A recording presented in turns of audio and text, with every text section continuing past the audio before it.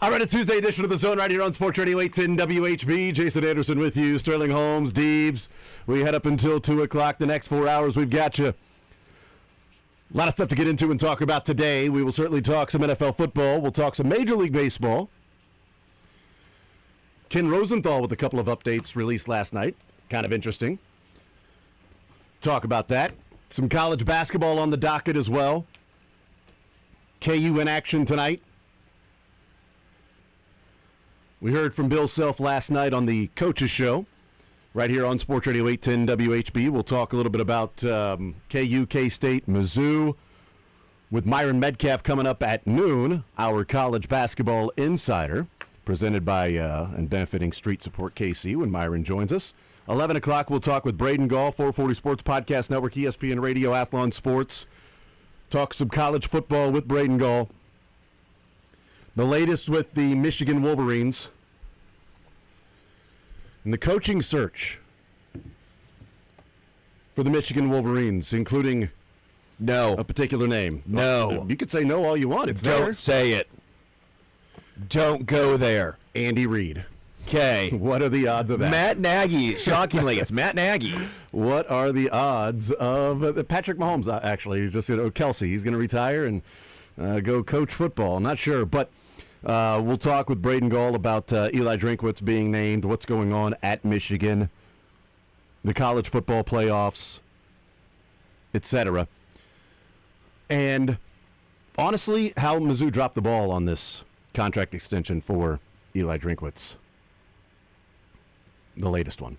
We'll talk about all of that. 913-912-4810 is the text line to join us. 913-912-4810. Text line to join us coming up 1 o'clock. Todd Lebo, Fact or Fiction today as well. Tonight, 6:30 KU pregame.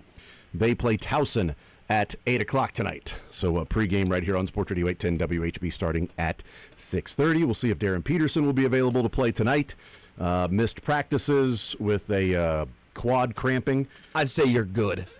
I'd say you don't need to see Darren Peterson tonight. You probably don't.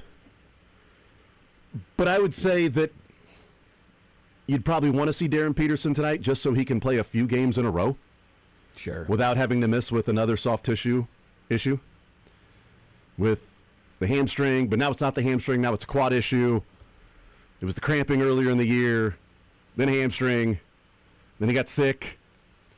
Now it's a quad. I think you'd like to see him out there play a few games in a row to feel comfortable about maybe these things are behind him. But we'll see. 913-912-4810 is the text line to join us. 913-912-4810 text line to join us. Patrick Mahomes, we didn't know when he was going to have surgery.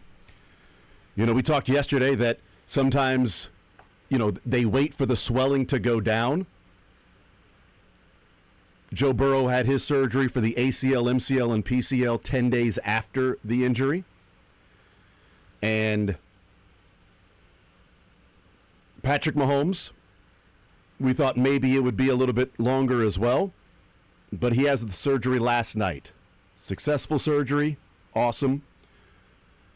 ACL, and being reported by Ian Rappaport that it's also the LCL damage was there.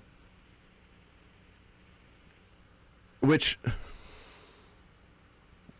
this goes back to something that is, it's frustrating because there's really no reason yesterday to hear from Andy Reid on Patrick Mahomes' injury and offer, well, the only thing that's going on is what we released. I mean, we're going to be forthright. We're going to be upfront. He's getting a second opinion in Dallas.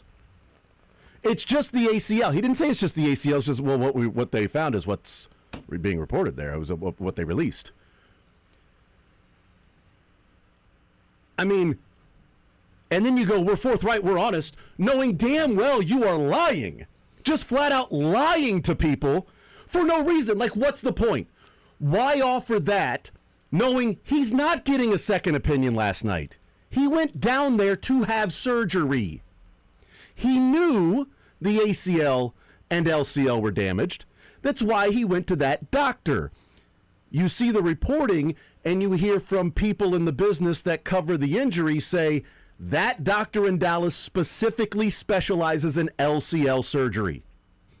He didn't go there for a second opinion. He went there to have the surgery. It's just it may seem like a small thing. Sure. But I just don't know what's the point. Why then say that and they go, well, we're honest and upfront with you about what's there and what we've. Then why did he go to Dallas? He didn't go to Dallas to have a second opinion. He went to Dallas to have the surgery with a surgeon that specializes in LCL injuries. HIPAA. Right, but I just it makes no sense. It's being, obtuse or flat out lying. Or just trying to, I don't even think control the narrative, because we were hours away from finding out what happened. Yeah. We were hours away from finding out that it was an LCL. It's just annoying from that standpoint. Unless he did not know, which I find hard to believe. He didn't know there was an LCL and an LCL, that his franchise quarterback was flying to Dallas, not to have a second opinion, but to actually have surgery that night. Seems fairly far-fetched. I mean, unless there was damage like Teddy Bridgewater. Oh, yeah. When it was, oh my God, we got to get in there right now and fix this. But you have the MRI on Sunday. You have a decent idea of what's going on. And then you fly to Dallas. He didn't fly to Dallas to get a second opinion. They went, oh my God, we've got to do this right now. Like, we have to do this right now. We flew to the guy that specializes in LCL injuries, which is a more critical and adds a little bit more difficulty to the overall repair of the knee and how long it may take to recover. So maybe that's why Andy Reid was playing the cloak and dagger, cat and mouse about, no, it's just whatever it is what we released. It's the ACL. He didn't say the ACL, but it's there. We wouldn't lie to you. We'd be upfront, because if you hear LCL, then that's a little bit worse than the ACL just by itself, or the ACL and MCL, or PCL. A lot of L's. Lot of CLs there. A lot of CLs. C's and L's. And the C's don't all stand for the same thing. Collateral, countrywide. Anterior cruciate. Cruciate, collateral, lateral collateral, and the anterior cruciate. So, I don't know. It's frustrating from that standpoint, because it would have been perfectly fine to say, well, he's heading down there tonight to, have surgery because he's going to attack this thing. And you have the surgery early on for the LCL and the ACL, so you don't have to have a second one.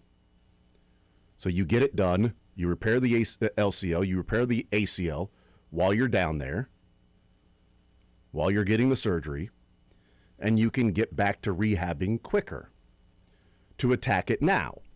That makes sense, because I could see Patrick Mahomes and them saying, well, we can wait 10 to 14 days and, swelling goes down and then we can get in there and do that. Or, the swelling, this or that really doesn't make that much of a difference. We'll get in there and do it right now.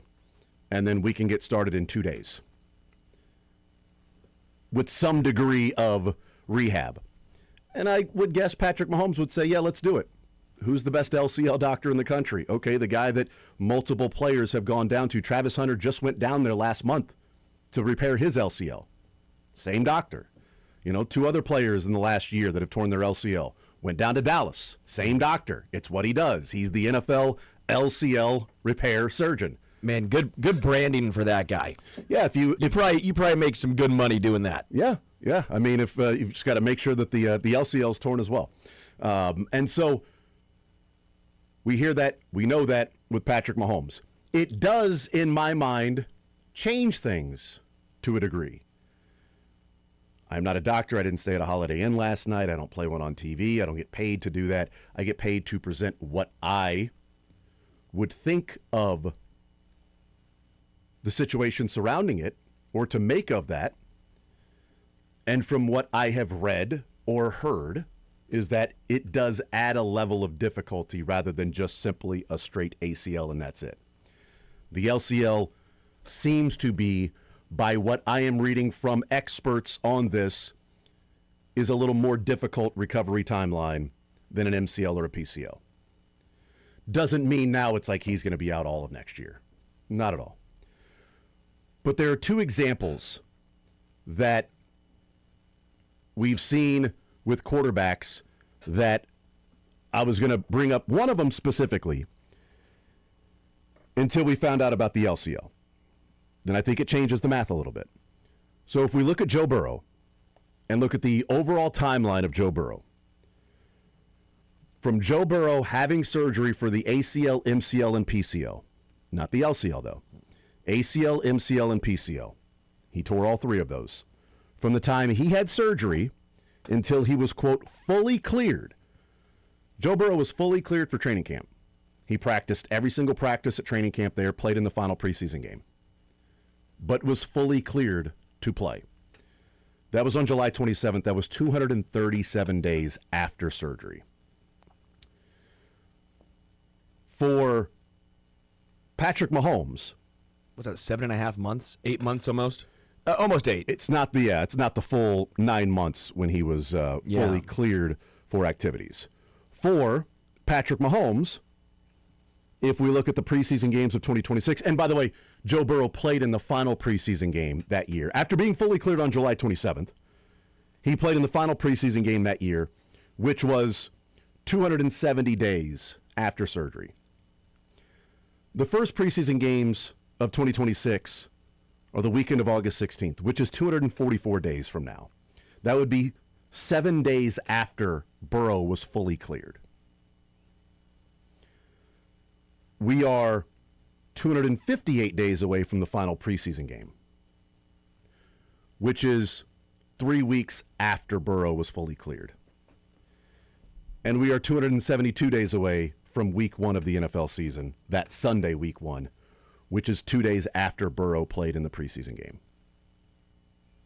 Now, again, Burrow would have had more practice time. He would have had more practice time, but Burrow was cleared on July 27th. Sure. And then they were talking about whether he was going to play or not. They held him out of preseason game 1 and 2. Going back and reading some of those things heading into preseason game 1 or 2, Zach Taylor, he could play. We're just not playing him because that's not what we're doing. We don't play the quarterbacks, and we're not going to play Joe Burrow. He could play week 1. He could play preseason 2. He's going to play preseason 3 because we want to get him some work. So he was ready to go 2 weeks before he actually played in the game. Now, maybe that is just lip service by the head coach going, he's cleared for practice, but he's not cleared to play. We need a couple more weeks before we're comfortable. But I'm going to tell the media, he's good to go, because how would they know otherwise? Yeah. He's good to go and play right now. We'll just instill confidence in everybody. But he goes out there and plays. So there was a couple more weeks where he could have, in theory, returned to play in the preseason games if they were to go about it differently. They went about it differently this year than in years past. So that is one example to where I believe week 1 of the 2026 season is a reasonable goal based on the Joe Burrow timeline. Understanding that all recoveries and rehab, it's different for every person.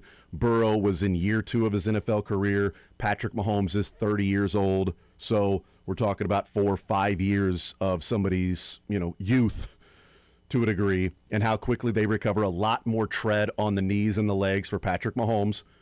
But we're also talking about somebody who won't be outworked when it comes to that position. So that's the Joe Burrow part of it. Maybe the most closely related, though, is Carson Wentz. Carson Wentz tore his ACL and LCL. Don't say that, because now he went from a MVP candidate to not after that injury. Well, I mean, I cannot say it, but it's going to hurt me. Then we wouldn't be talking about. This is fair. I know. Closer to apples to apples. I'm saying I am pained right now. So Carson Wentz had his ACL and LCL repaired on December 14th, which was a day before Patrick Mahomes having his ACL and LCL repaired. Carson Wentz returned to play week 3 of the next season. So it's 2 different guys. They are 3 years apart, 2017 to 2018, 2020 to 2021. That would be Carson Wentz and Joe Burrow, respectively. An ACL, MCL, and PCL repair, and how quickly Joe Burrow returned versus an ACL and LCL for Carson Wentz that it took till week 3 of the next season for him to return and to be fully cleared to play. I'm going to guess Mahomes is probably going to be somewhere in the middle of that. Maybe because it's 8 years later in the surgeries and the rehab. I don't know anything about Carson Wentz behind the scenes, but I would guess that Carson Wentz wasn't going to be working harder than what Patrick Mahomes is going to be working. Maybe the same, but I'm not sure somebody's going to outwork Patrick Mahomes when it comes to attacking the rehab and things like that. I think we're probably looking somewhere between the middle, where preseason game number 3 to week 3 or 4 of the 2026 NFL season. I was a lot more confident in the timeline when we heard Andy Reid say his injury is what we put out there, which is just the ACL. And then hearing from those that have covered it, the reporting, and also doctors in the NFL that have been doctors and trainers in the NFL that say, well, if Mahomes is going down to Dallas, then that's because he has an LCL issue as well. And then the report comes out he does have an LCL. That changes things. To me, it does, to a degree. Not to where 2026 is now off the table, or is he going to ever return? There's always the worry and the concern of trying to do. Christian Darrisaw tore his ACL last year in October. And he's been in and out of the lineup all year this year because of swelling in the knee and setbacks in the knee. He was good to go and played, and then week 3, all of a sudden he starts having issues with the knee, and he's been in and out. Missed another game last week because of swelling, because of issues, because not being able to practice, not good enough to then go out there. He probably just needs to be shut down. Yeah. And just go through the entire off. Hopefully for his sake and the Vikings' sake that they don't have to go back in there and repair anything. But that's the nightmare part of this, like the opposite ends of the spectrum. Joe Burrow, 8 months, cleared to play.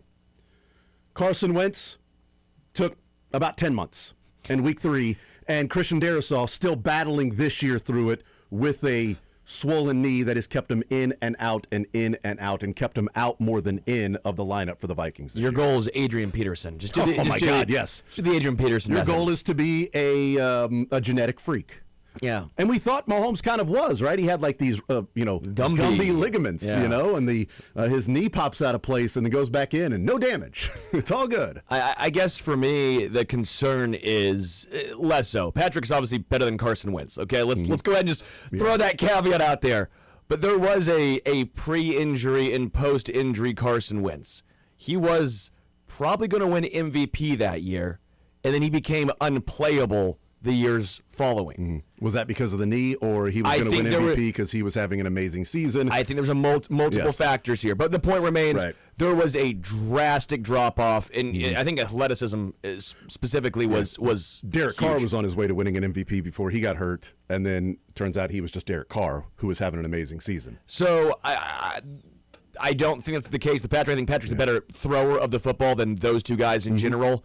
Carson Wentz did use, I know he didn't run a ton, but he was a big body guy, and he was athletic younger in his career. Yeah. That was something that he did do well. And again, I lived in Philly during this time, so I kind of remember the conversation surrounding all of this and how quickly it turned of he's not the same post-injury of all of that. It was wild okay, now Nick Foles is legit the guy.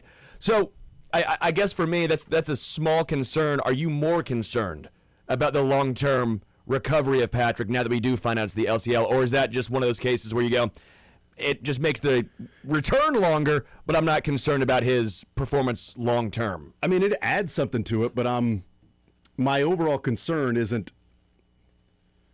My concern is only like, does it take longer to get back? Because he's not a tackle, right? He's not a left tackle that's going to be putting as much pressure, and he's not 320 pounds like Darrisaw. Correct. So he's not putting as much pressure on that knee.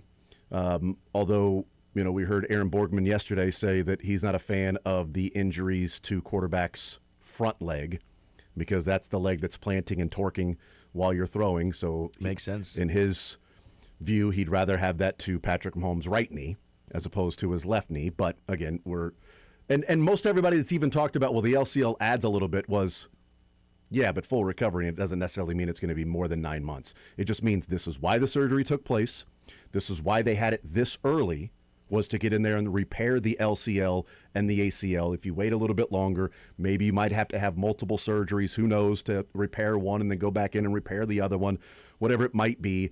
I don't know how many NFL players do that as opposed to just regular Joe on the streets that's tore his ACL and LCL playing pickup basketball. And it's like, we're going to have a couple surgeries here because you got to come in and do this and then do that. Whereas Patrick Mahomes is going to the specialist in America for this that's going, we'll knock it out right now. This is what we do. We'll take care of it all right now. And then swelling this, swelling that, whatever, you'll get back to, rehab earlier than you would if you waited 10 days, 12 days, whatever it might be. Yeah, I know one of my friends, it took him months. He went like an entire summer with a torn ACL.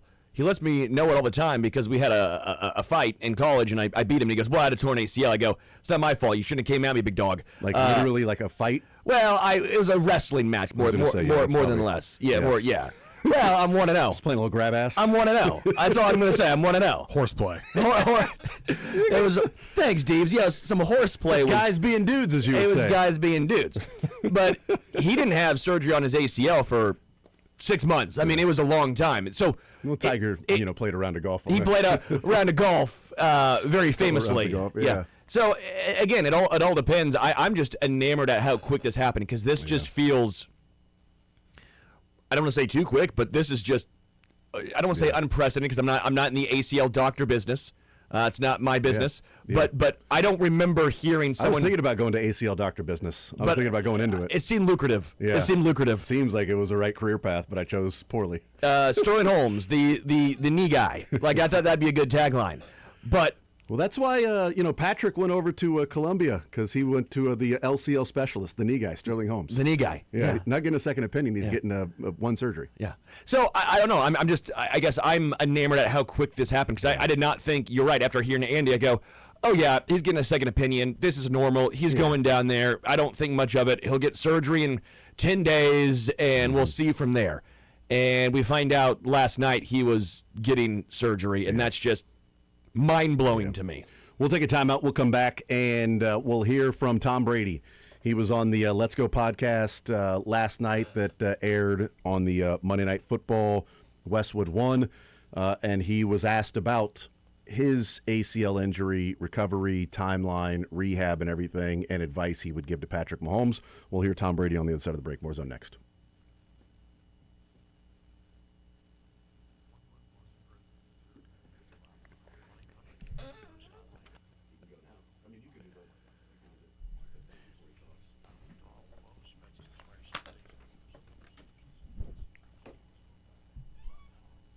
We just wanted to do the disclaimer first. We wanted to make sure that you were disclaimed, okay? That was our job. And you know what? We were talking about horseplay. A little horseplay last night. I told you guys, watching that game, I said, Miami doesn't like the cold. They did not like the cold. They wanted to get out of that game. So, Missouri, if you've not heard by now, you're doing something wrong. You're not listening. Listen up, because FanDuel Sportsbook is live in the Show Me State.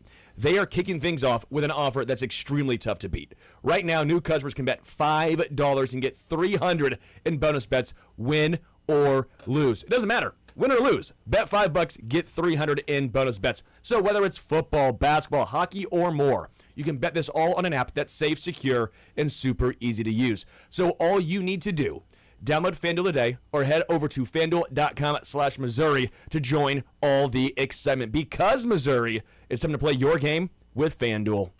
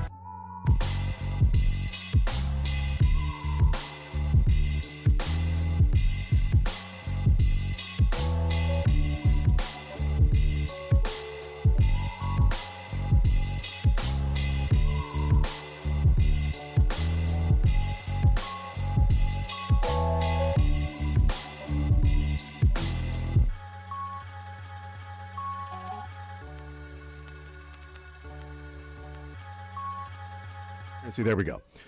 He has been wrong on a couple things.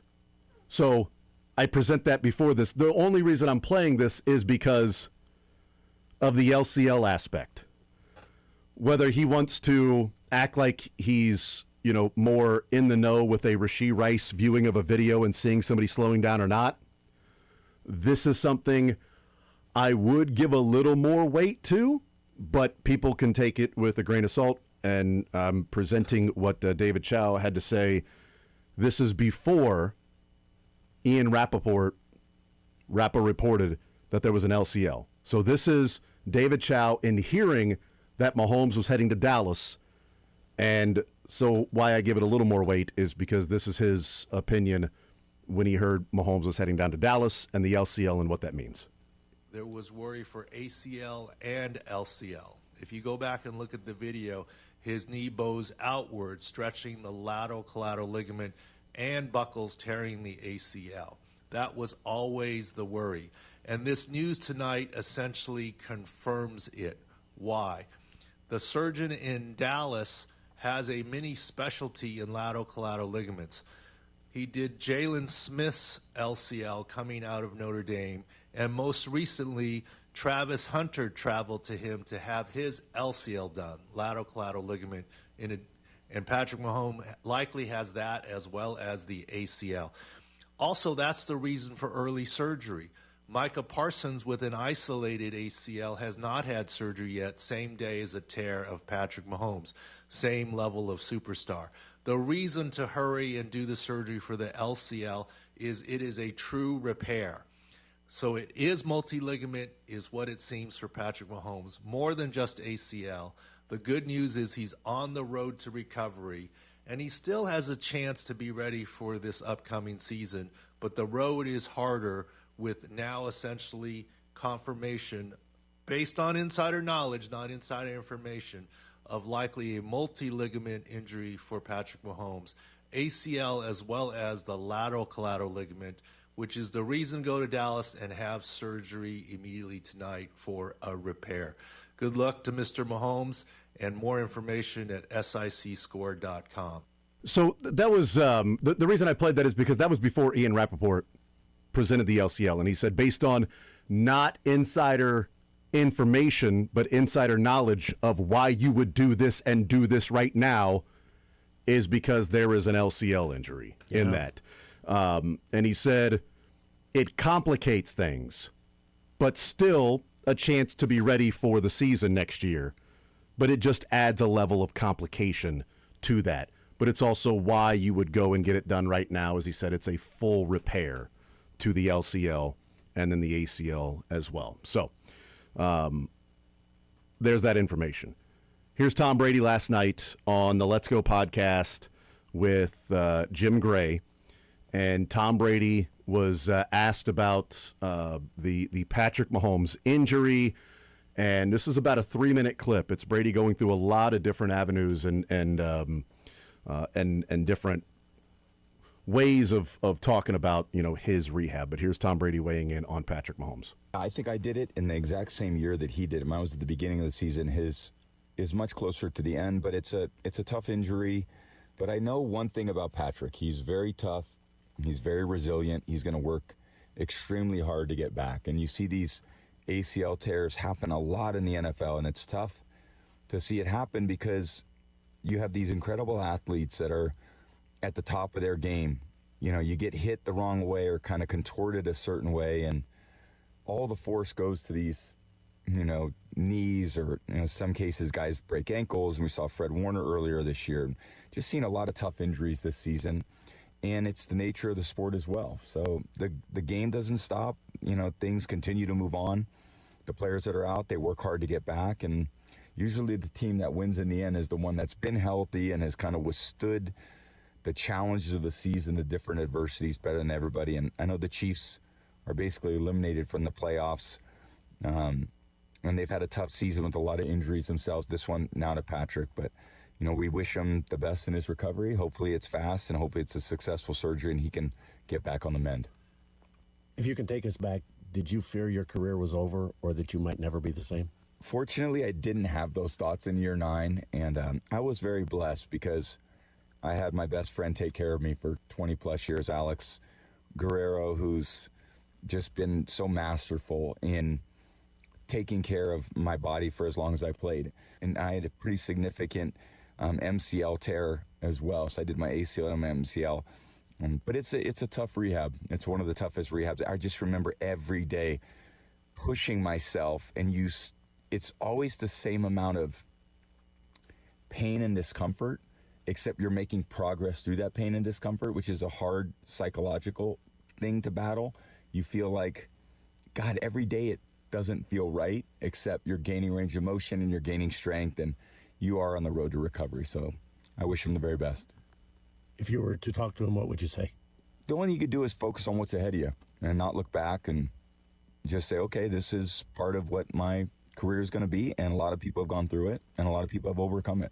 You've just got to put as much diligence into the rehab process, and I always feel like the faster you rehab, the faster you can get back to practicing the sport that, you love. I think sometimes people will pace themselves. Instead of training mode, they're in rehab mode. I think you got to get through rehab mode as fast as possible, and then you get back to training mode. But that requires an all-out commitment, and it's the same commitment that the great professional athletes make to be great at their profession. When you go through a rehab process, you need that same level of focus and determination. Tom Brady's a different animal. Yeah. When he says, well, yeah, but the focus is on how quickly can I get through this rehab stuff so I can get through preparation for the season. Now, he tore his in week 1 of that NFL season. Was that Bernard Pollard? It was Bernard Pollard, bone crusher, and that was ligament crusher, unfortunately, which is why I think you see a lot of Patriots fans Disliking the Chiefs, yeah. or enjoying Patrick Mahomes' injury. Oh, I don't know about, well, No, no, there I don't want to say that. There, there are. Make no mistake about it. For a while now, the last couple of years, when people have talked about Mahomes, oh, he fakes going out of bounds, somebody's going to blow out his knee. Blah, blah. But people are, whether they want to admit it or not, people were happy to see that happen to Patrick Mahomes. Patrick and Tom Brady have the same mindset. I agree. Like, yes. it is a ridiculous mindset, and I think it is a good one to have. And even Tom Brady just saying along the lines of, yeah, it happened. It doesn't define your career, but it's going to be part of the bump of the road, but it happened. Where do you go now? You have to look forward. You can't just figure out, like, well, if I did this or if this would have happened. Mm-hmm. No, you can't think that. You just have to say, no, what happened? Where do I go now to attack it and get better from here? I think they have a very similar mindset. They have few players have it. Kobe had it. Michael Jordan had it. Tom Brady has it. Patrick Mahomes has it. Yeah. I mean, just off the top, just for sure. Those guys that you're like, they're built different. We're winning at all costs, and I think Patrick is going to be like Brady in his recovery. And there is a real part of me that, probably the large majority percentage breakdown of me is take your time. And if you miss the first 4 weeks of next season, then so be it. Oh, I'm the same way. Yeah. I don't think Patrick will be the same way. Right, I know. And I'm saying, like, there is a large part of me that's saying that, like, take your time. If you miss the first 4 weeks, you miss the first four weeks, what have you. And then there's another part of me that's going, well, if you can get there and play week 1, then get there and play week 1. Now, I know this. There is zero chance the Kansas City Chiefs and Bobby Stroop would put Patrick Mahomes' long-term career in harm's way to play 2 extra games in the 2026 NFL season. Correct. Zero chance of that. Just as there was zero chance of the Patriots and Alex Guerrero putting Tom Brady in harm's way of taking 6 or 7 years off of his career. The guy played till he was 40-something so that he can get out there and play week 1 or week 2. Again, that was week 1 of the NFL season. It was a full year for Brady's recovery to play that next year. So that is different than this. And again, we talked about Carson Wentz with the ACL and LCL having his surgery literally the day before Mahomes had his. December 14th and December 15th, Carson Wentz returned for week 3 of the NFL season. But Patrick Mahomes seems like, as you talked about, the Mamba mentality, Tom Brady, he is constantly driven to be the best that's ever done it. Not just to be good, but to be the best. And if you are a competitive prick on the field and in practice and with people around you, and I remember what that was about. that was Bieniemy talking about their sort of relationship that could be combative at times. And him saying, well, you have to understand, Patrick Mahomes is a competitive prick, meaning he's so competitive, he's kind of an AH at times. When it comes to how competitive he is, he can be an AH to deal with. Now, with the microphone and the media, it's my fault. I should have thrown it here. I should have thrown it there. I should have done this. And maybe behind the scenes, he's also saying the same thing because he's that competitive of like, I can't blame that guy. It's my fault.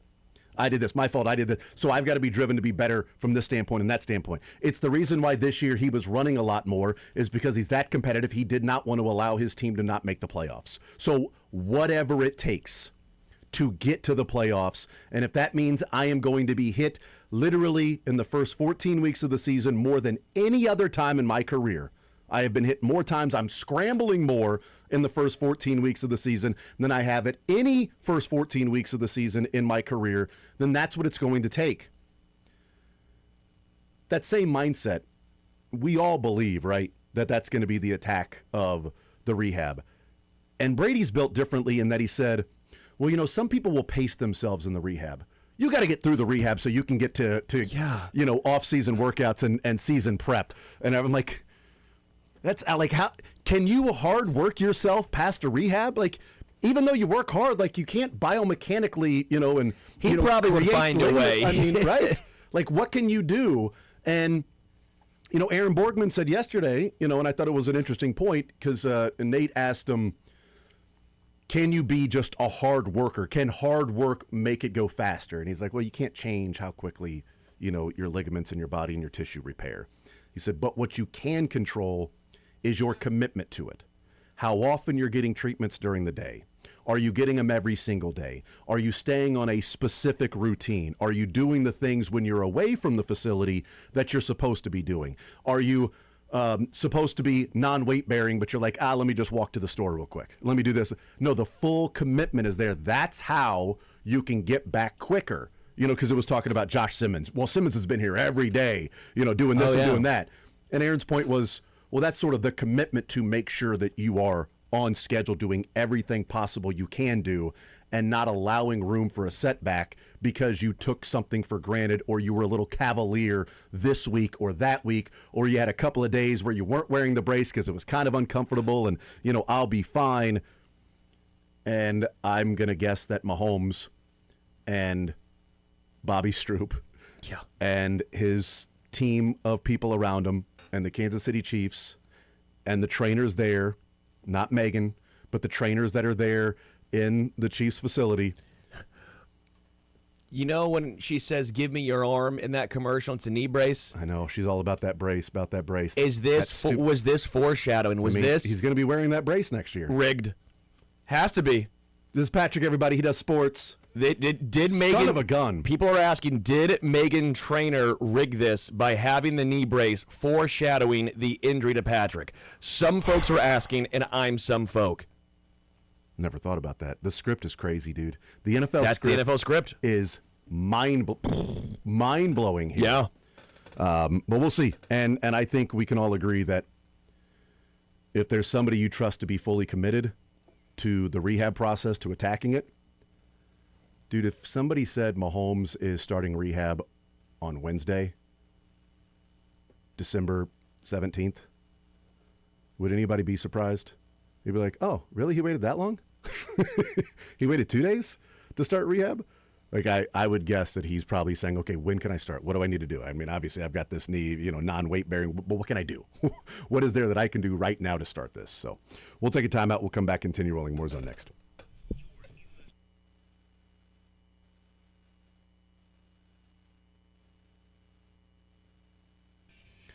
You know, Missouri, your moment, it's finally here because DraftKings Sportsbook, America's top-rated sportsbook app, is now live in your state. And now you can make every game even more exciting with same-game parlays, money lines, props, and more, all from your phone, all safe, secure, and easy to use. Missouri fans, you know game day. The tailgates, the noise, the passion. And now with DraftKings Sportsbook, you can bring that same energy to every snap, every touchdown, every win. And live betting last night, that was a perfect opportunity for me last night in live betting in starting to bet the unders on the Miami Dolphins passing game because Tua was just a train wreck, and you saw it early. And it was like, all right, Jalen Waddle had 2 catches early, and then all of a sudden his yards were like 85. I'm like, under, under. Darren Waller, under. Achane, they're going to have to start passing because they're going to be falling behind, under. Wasn't too bad. Wasn't too bad last night. And right now, new Missouri customers can bet just $5 and get $300 in bonus bets instantly. No waiting, no nonsense, just pure action powered by America's top-rated sportsbook app. Download the DraftKings Sportsbook app and use code 810WHB. New Missouri customers bet $5 and get $300 in bonus bets instantly. That's code 810WHB. The crown is yours in partnership with DraftKings Sportsbook. Gambling problem? Call 1-800-GAMBLER. 21 plus. Physically present in Missouri. Eligibility and restrictions apply. Terms at DraftKings.com/sportsbook. Bonus bets expire 7 days after issuance. For additional terms and responsible gaming resources, see sportsbook.draftkings.com/promos.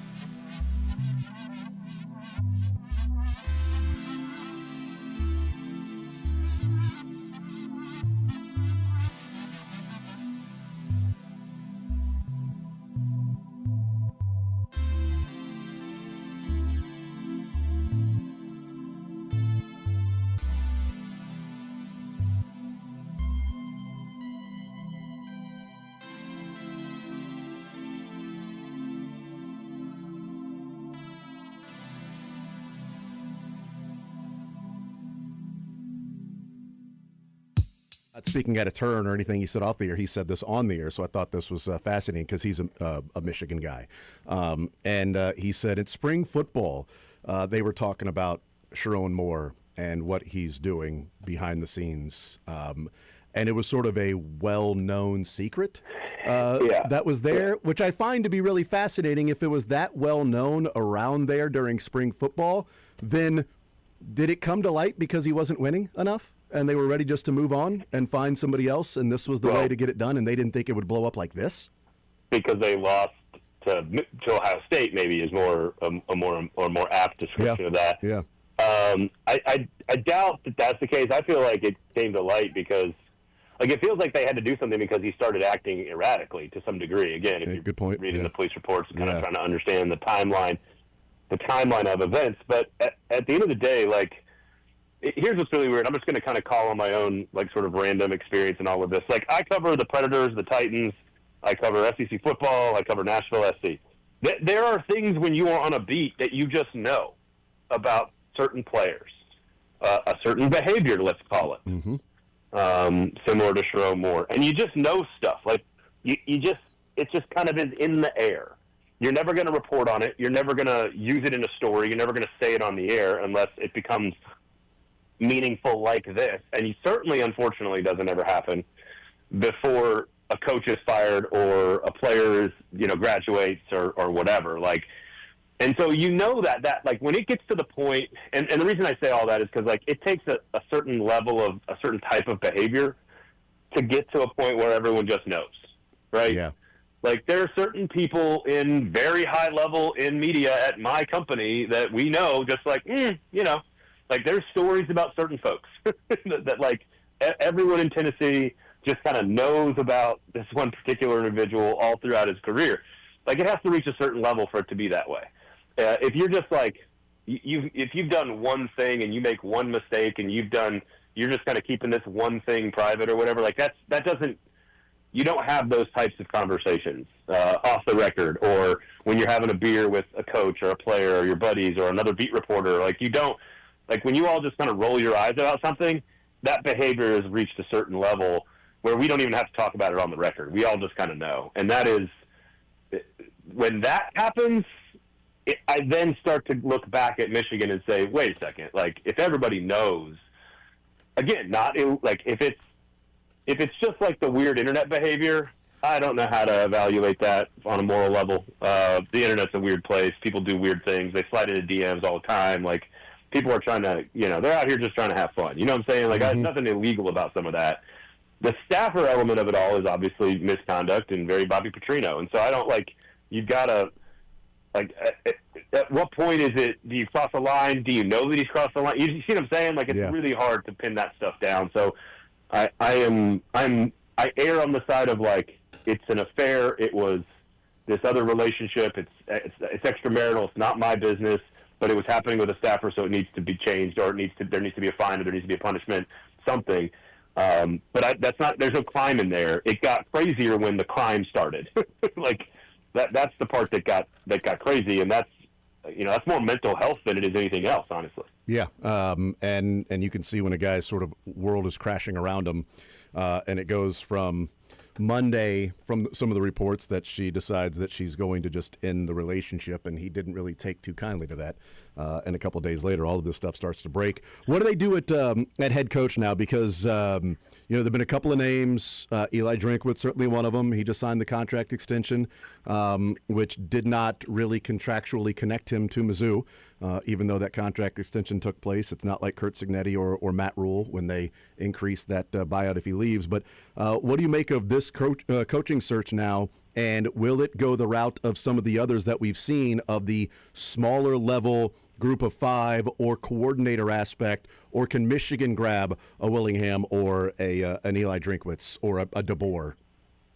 It's funny you mentioned DeBoer. I was just talking to somebody actually like 20 minutes ago from down in Tuscaloosa about this, and I think Alabama fans, this is going to be, just wait, brace yourselves, everybody. Brace yourselves. I think Alabama fans are actually thinking through, be careful what you wish for if your coach leaves to go to Michigan and you end up having to hire a coach this week or next week or the week after. I think Alabama fans are actually acting, wait for it, sort of rationally about this. Wow. They actually are more appreciative of the job Jalen DeBoer has done, that he almost had him in the playoff last year, has him in the playoff this year, SEC championship game.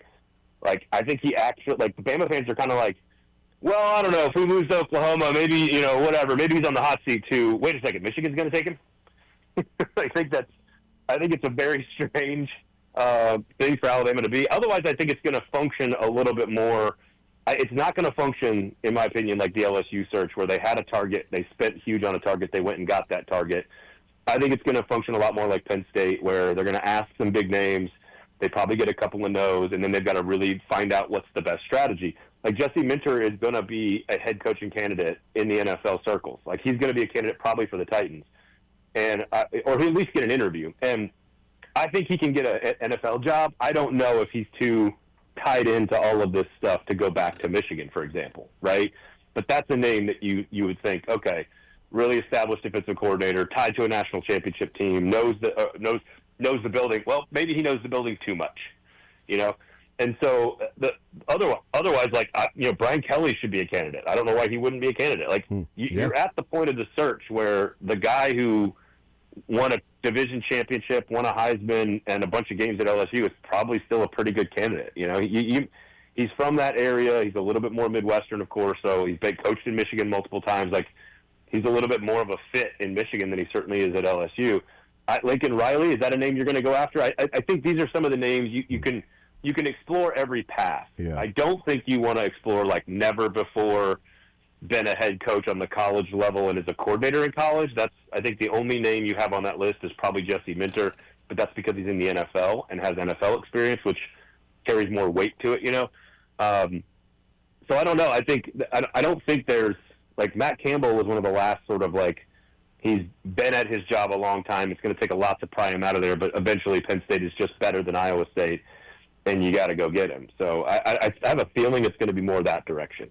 Yeah, as a Chiefs fan, I would say there's really only one man that can return and get this program back on the rails again. Kind of like K-State went back to Bill Snyder. They got to go get Jim Harbaugh from the Chargers. As a Chiefs fan, I think that's the only way that you can really address this if you're Michigan. Go and pay him whatever he wants to go and return to Michigan. That's just what I would do. Personally, that's just me. Also with Alabama and the fans acting rationally, can we ask him again at like 11:30 on Friday night?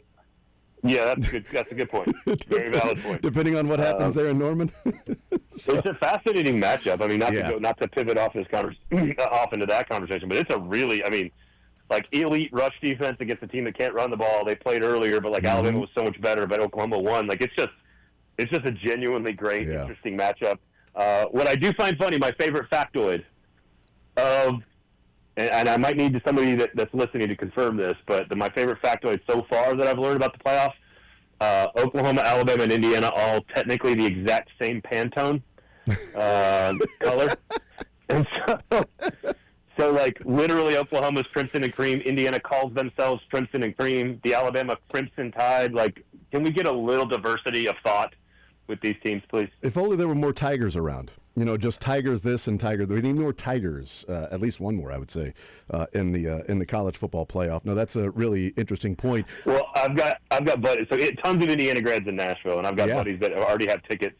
Awesome. With their wives to fly out to the Rose Bowl. Like, they're going to the Rose Bowl no matter what. It's like their moment in the sun. Awesome. It doesn't matter if they win or lose, like that kind of thing. Yeah. We're going to tell our kids about the time we cried in Pasadena, you know, that kind of stuff. Yeah. And their only complaint is like, man, we're so upset that you're not going to be able to see from the sky that they're two different teams in the bowl game. Like, the things you Indiana people are worried about, like, you win a championship and then you win a Heisman, and this is what you're worried about now? Come on. I mean, look, there's some champagne problems in Indiana for the first time with football. You know, it's about time they get to experience that.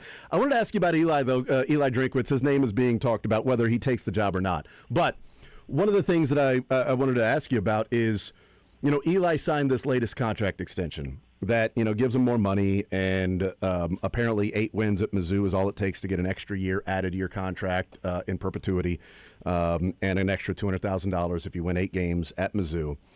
If he's fired, he is owed 80% of the remaining contract if they were to fire him. But If he were to leave right now, all it would take is $5 million for that school to pay. So if Michigan wanted Eli, they don't have to pay a Sharon Moore buyout because he's fired with cause.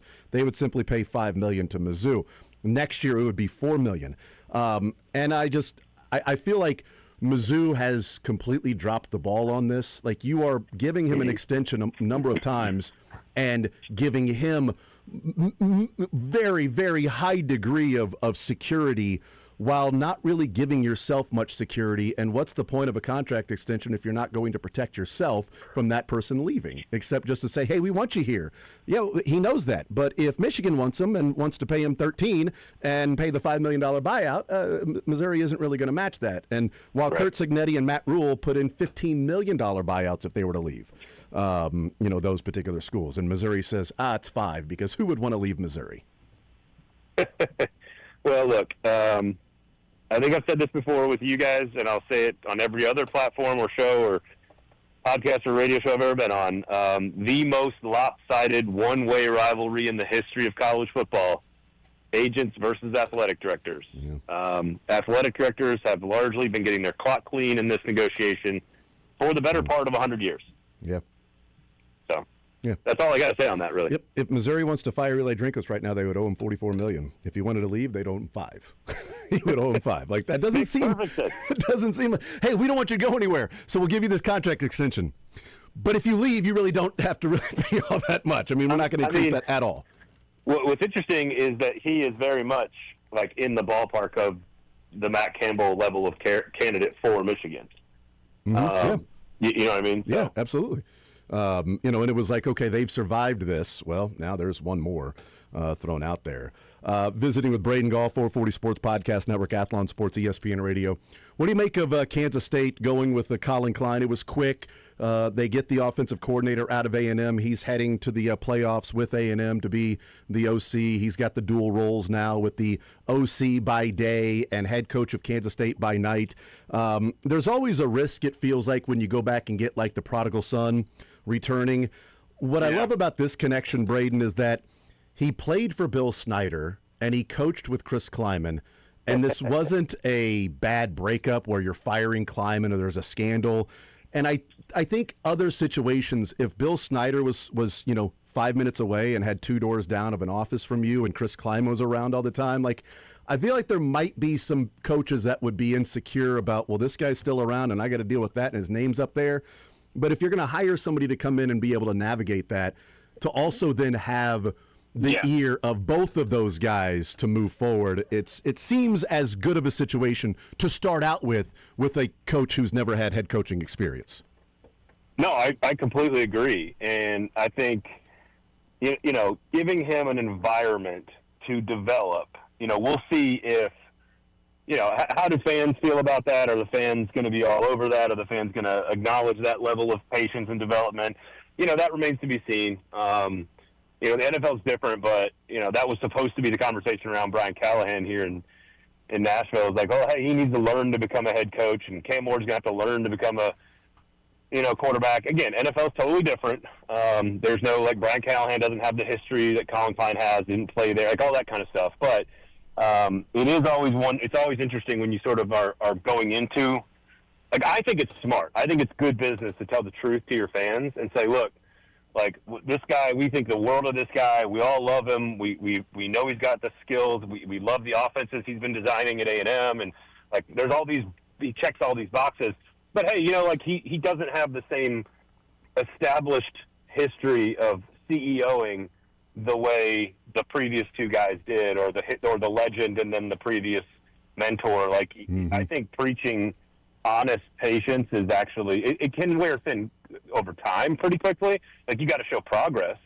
But I do think it's generally a smart decision to just say to people, like, hey, this is what we're doing here. Come along with us on the ride. I think the K-State fans at large are very, going into this with eyes wide open that he is a first-time head coach and there will be some growing pains along the way. But what makes this different, where I think there is going to be a level of understanding with the growing pains, is it's a fan base that the timing didn't work out ever for bringing Brent Venables there. The timing didn't seem like it worked out for Brad Underwood in basketball to return, where this is maybe it's a year or two early for Kleiman or for Colin Klein, but if we hire somebody else and he's winning 8-9 games and then Klein is up for a job somewhere else and then you don't ever get him and he turns out to be a fantastic coach, well, then you missed your window. It's better to be a year early or two on a guy you feel like is going to be a star rather than you miss that time like they did with Venables and Underwood. Yeah.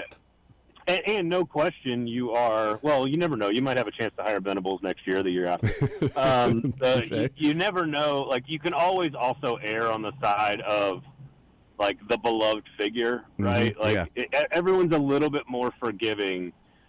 If Jim Harbaugh hadn't worked at Michigan, right, or whatever, like, you can always go hire the guy who is beloved by everyone, and then if it doesn't work out, everyone kind of looks at each other and goes, well, we kind of had to try, right? So the risk-reward proposition here seems pretty obvious to me. Like, he is a really interesting offensive mind. He played the position in a really interesting way. There's no question that A&M is sort of here to stay, which means if he stays at A&M, he is continuing to build a resume and probably gets an opportunity to move up pretty quickly, whether that's head coach or a big time. I mean, I don't know how many jobs are bigger than Texas A&M in the next 6 to 8 years. So, like, this is absolutely your chance to take your shot. And so I don't ever fault anybody for that. I think that is, who knows if it works, because the skills it takes to be an elite head coach at the highest level is so different than it was even just 5 or 10 years ago. Yeah. And then what it takes to be an elite coach at a program like Kansas State, where you have to do things a little bit differently. Maybe you don't have to do them as differently because of the new rules. You can just write checks. But, like, I do think you can always explain the risk. You can always take the shot. There's always going to be a giant list of candidates that would be the exact same guys you could have gone after this time, the next time. There's not too many Colin Kleins. Yep. And the writing the check, I think, is an important aspect here because it has rallied the fan base and the alumni and the boosters. They are all at like a fever pitch of excitement. So if Chris Kleiman going and asking for more money after a rough season, and some losses and all right. Colin Klein showing up and doing that and going to the dinners and stuff. I think the checkbooks are open right now. And willing to invest, which can help to get off to a good start. And, he was there in the recruiting process of Avery Johnson. Avery was a freshman when Colin Klein was there. Yeah. There was talk about maybe Avery following Colin Klein to Texas A&M. Avery Johnson's already, posted about Colin Klein returning. So you feel pretty good about that, and I'm really fascinated as to what Colin Klein can do with Avery Johnson with another year there. Maybe he's got enough clout and pull with the donors right now. He could change the mascot back to Aggies. You never know. Yeah, I mean, whatever it takes to get it rolling. Braden, one quick one, and then I want to get your prediction for the college football playoff. Dylan Raiola has to go to Texas Tech, right? Like, he's just got to fully cosplay this thing, right?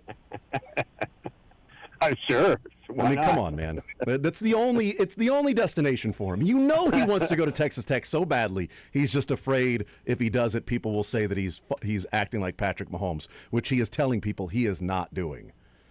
But he's got to go to Texas Tech. He's got to go to Texas Tech. It's the only thing. Or maybe they just put him in a 15 jersey and he plays in Tennessee this weekend. Plays in Nashville. It's like, wow, Oregon. He's back. Yeah. On a serious note, Braden, college football. No, that's Taylor's bachelorette party. Settle down. Okay, my bad. So what do you think in the college? Do you have a prediction who over who before this thing gets started on Friday night? I'm very excited about it being, from my perspective, as open as it feels. Like, I wouldn't be surprised if Indiana got to the title game. Wouldn't be surprised if Texas Tech got there. Wouldn't be surprised if Oregon or Texas A&M made a run. I wouldn't be surprised if either Oklahoma or Alabama upset Indiana. Last year we kind of had this with Penn State, Notre Dame, Georgia, Texas. We all felt like they could all win the whole thing. We all felt like Ohio State was clearly the favorite. And I kind of feel that way now where it's like, I think I'm really excited about how wide open it is. I don't know if Ole Miss can make a run because they'll face Georgia, but I do think, everybody in that top 7, maybe even 8 or 9 could make a run. The problem is that I still feel very depressed and bored out of my mind that it's just going to end up being Georgia and Ohio State in the championship game. Right now I would take Georgia, but I wouldn't, Ohio State's the other most logical pick. And Again, the 12-team playoff was always an illusion of inclusivity, not an actual opportunity to win the championship. And we have a perfect example of it this year. Indiana, Texas Tech, and Ole Miss. Those are modern programs built with the modern rules and are accomplishing things because of those rules. If the old way of doing things, whether that's Alabama, Oklahoma, whether that's Georgia, Ohio State, the old, quote-unquote, old way of doing things still ends up in the championship game, it will not be a I'm not sure. It's an interesting precedent for portal teams that are trying to elevate themselves in the sport if 3 of the best stories ever are incapable of getting to the national championship game because Ohio State and Georgia just has too many 5-stars. So, first and foremost, Braden, I heard the illusion. I'm assuming that was a Arrested Development joke, which I really appreciated. And number 2, am I correct? Was that Arrested Development? Look, you do with that what you will, sir. Look, Gosh, everybody knows that. Braden's a never nude. I knew it. See, as a huge Arrested Development fan, I always say illusion, Michael. It's an illusion. So I'm glad you said that. And 2, we're forgetting one team, JMU, James Madison. Are we? They're going to find a way, and it's going to be upset city, baby. I didn't forget about it. I think history, it's mate. Going to be a grease stain on Alton Stadium's field, unfortunately. So too. It doesn't mean they don't belong. The people that are out there saying, "Oh, if they get beat, they don't belong." Like, no, they absolutely belong because they followed the rules and got into the playoff fair and square. Like, they belong in the playoffs. So the outcomes and the scores are not. They don't relate back to whether or not you deserve to be there or not. I would like to see a group of 5 team win because it would be fun. But just because it's a great story, and I think having more conferences involved in the chase for the playoff is always a good thing. More games matter. Again, that is the whole point of expansion, is not to crown a different champion. It is to keep more regions and teams and conferences interested in more games for longer, and that's what we get when the group of 5 is involved. So I'd love to see Tulane play well.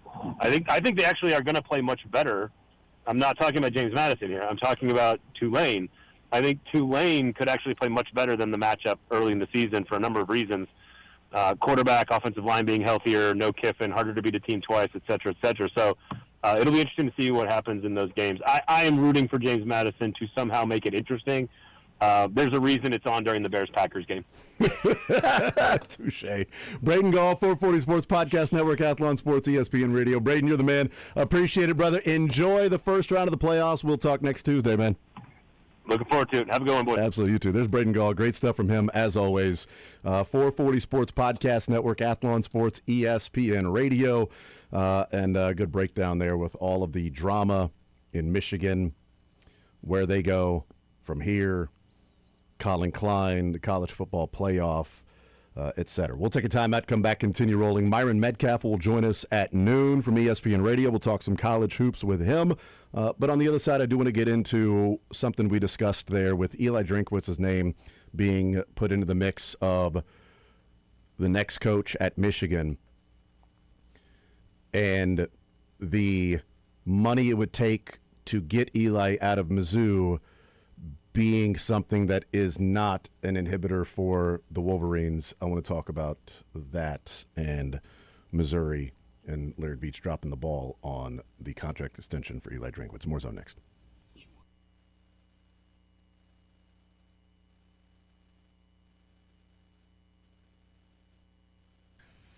You know, it's not an illusion. That FanDuel Sportsbook is live in the Show Me state, okay? They are kicking things off with an offer that is phenomenal. Because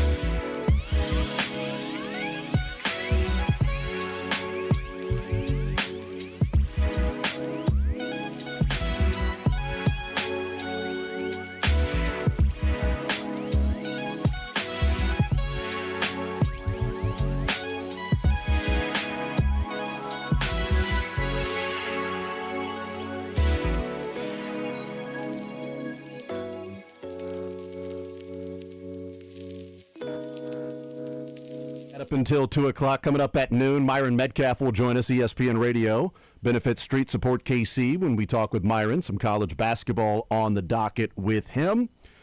Mizzou's next game they play will be Monday night against the Fightin' Illini. KU tonight against Towson, favored by 15.5. Thought it would be a lot more. It's only 15.5. That was a little surprising. Wait, to me. seriously? Yeah, it's only 15.5. Although Ken Pom has it like 17, so it ain't that far off. So just interesting there with KU. Now it's coming off an overtime game on Saturday. A couple of days later, are you going to be like ultra Is Derek motivated? Peterson playing? Is Derek Peterson playing or Darren Peterson? Either one I of them. said Darren. Did you? Sorry, I heard Derek in my mind. I apologize. I mean, maybe I said it, but I thought I said Darren. K-State getting ready for South Dakota on Saturday after the huge win against Creighton over the weekend, and just showing what they are capable of when they can put it together in a game, and playing that way. And That was awesome to watch from K-State. That was impressive. yeah, I do love that, and we'll talk college basketball with Myron, but as a quick aside, I do love that, it was like 25-23 in the first half.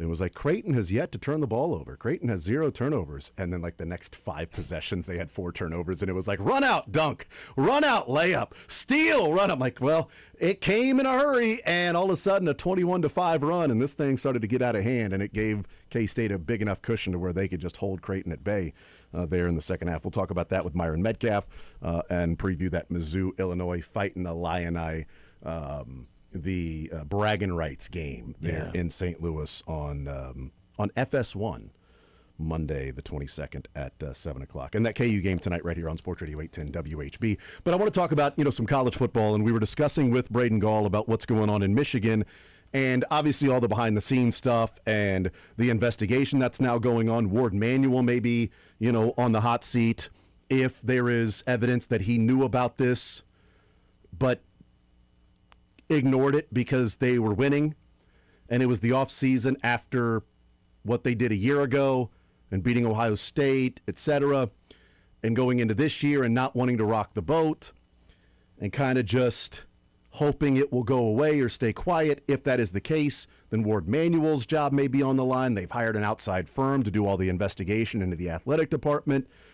So there's some drama going on there in Michigan. Yeah. So do you want to be a part of that drama if you're going to be a head coach? That is certainly a decision that somebody would have to make if you are being pursued by Michigan. Eli Drinkwitz was brought up as one of the names, along with Kenny Dillingham and a couple of others that are out there. And again, this is the names that make sense in the coaching search, in the immediacy of a job being open, that, okay, well, this person was talked about, and this person was talked about, and this guy seems like it's a good enough hire. So Eli Drinkwitz, reading the CBS story last night, and it's one of my pet peeves when it comes to contract extension for coaches. And Missouri has done this before, and they continue to do it. So Eli Drinkwitz gets his contract extension. He's getting almost $11 million. $10.75 million. He's going to get $200,000 a year raise. If Missouri wins 8 games, there's a year added on to his contract, and another $200,000 that's added on to that salary. If he is fired, if he struggles and Missouri has to fire him, now it won't be after next year because they would owe him $44 million. Yeah. If they fired him after the 2027 season, they would owe him $36 million.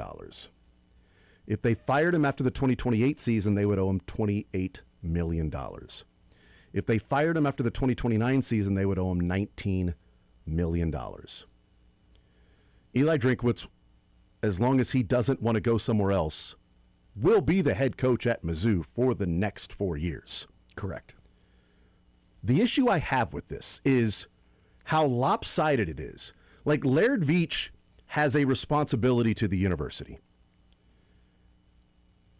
And these contract extensions that continue to be so one-sided does not give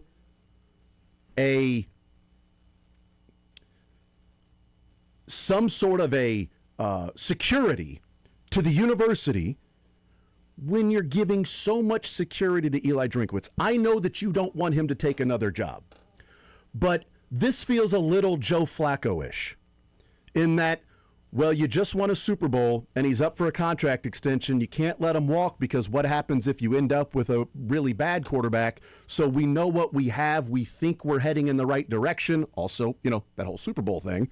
So we're going to give him a contract extension. Daniel Jones, to a degree. Almost like Trevor Lawrence. I think Trevor Lawrence is a good one of a guy who's been good, not great. Been in the playoffs. Yeah, made playoffs the are divisional different round. in college and in the NFL. I know, but NFL made the playoffs, got to the divisional round, Yeah. won a game in the playoffs.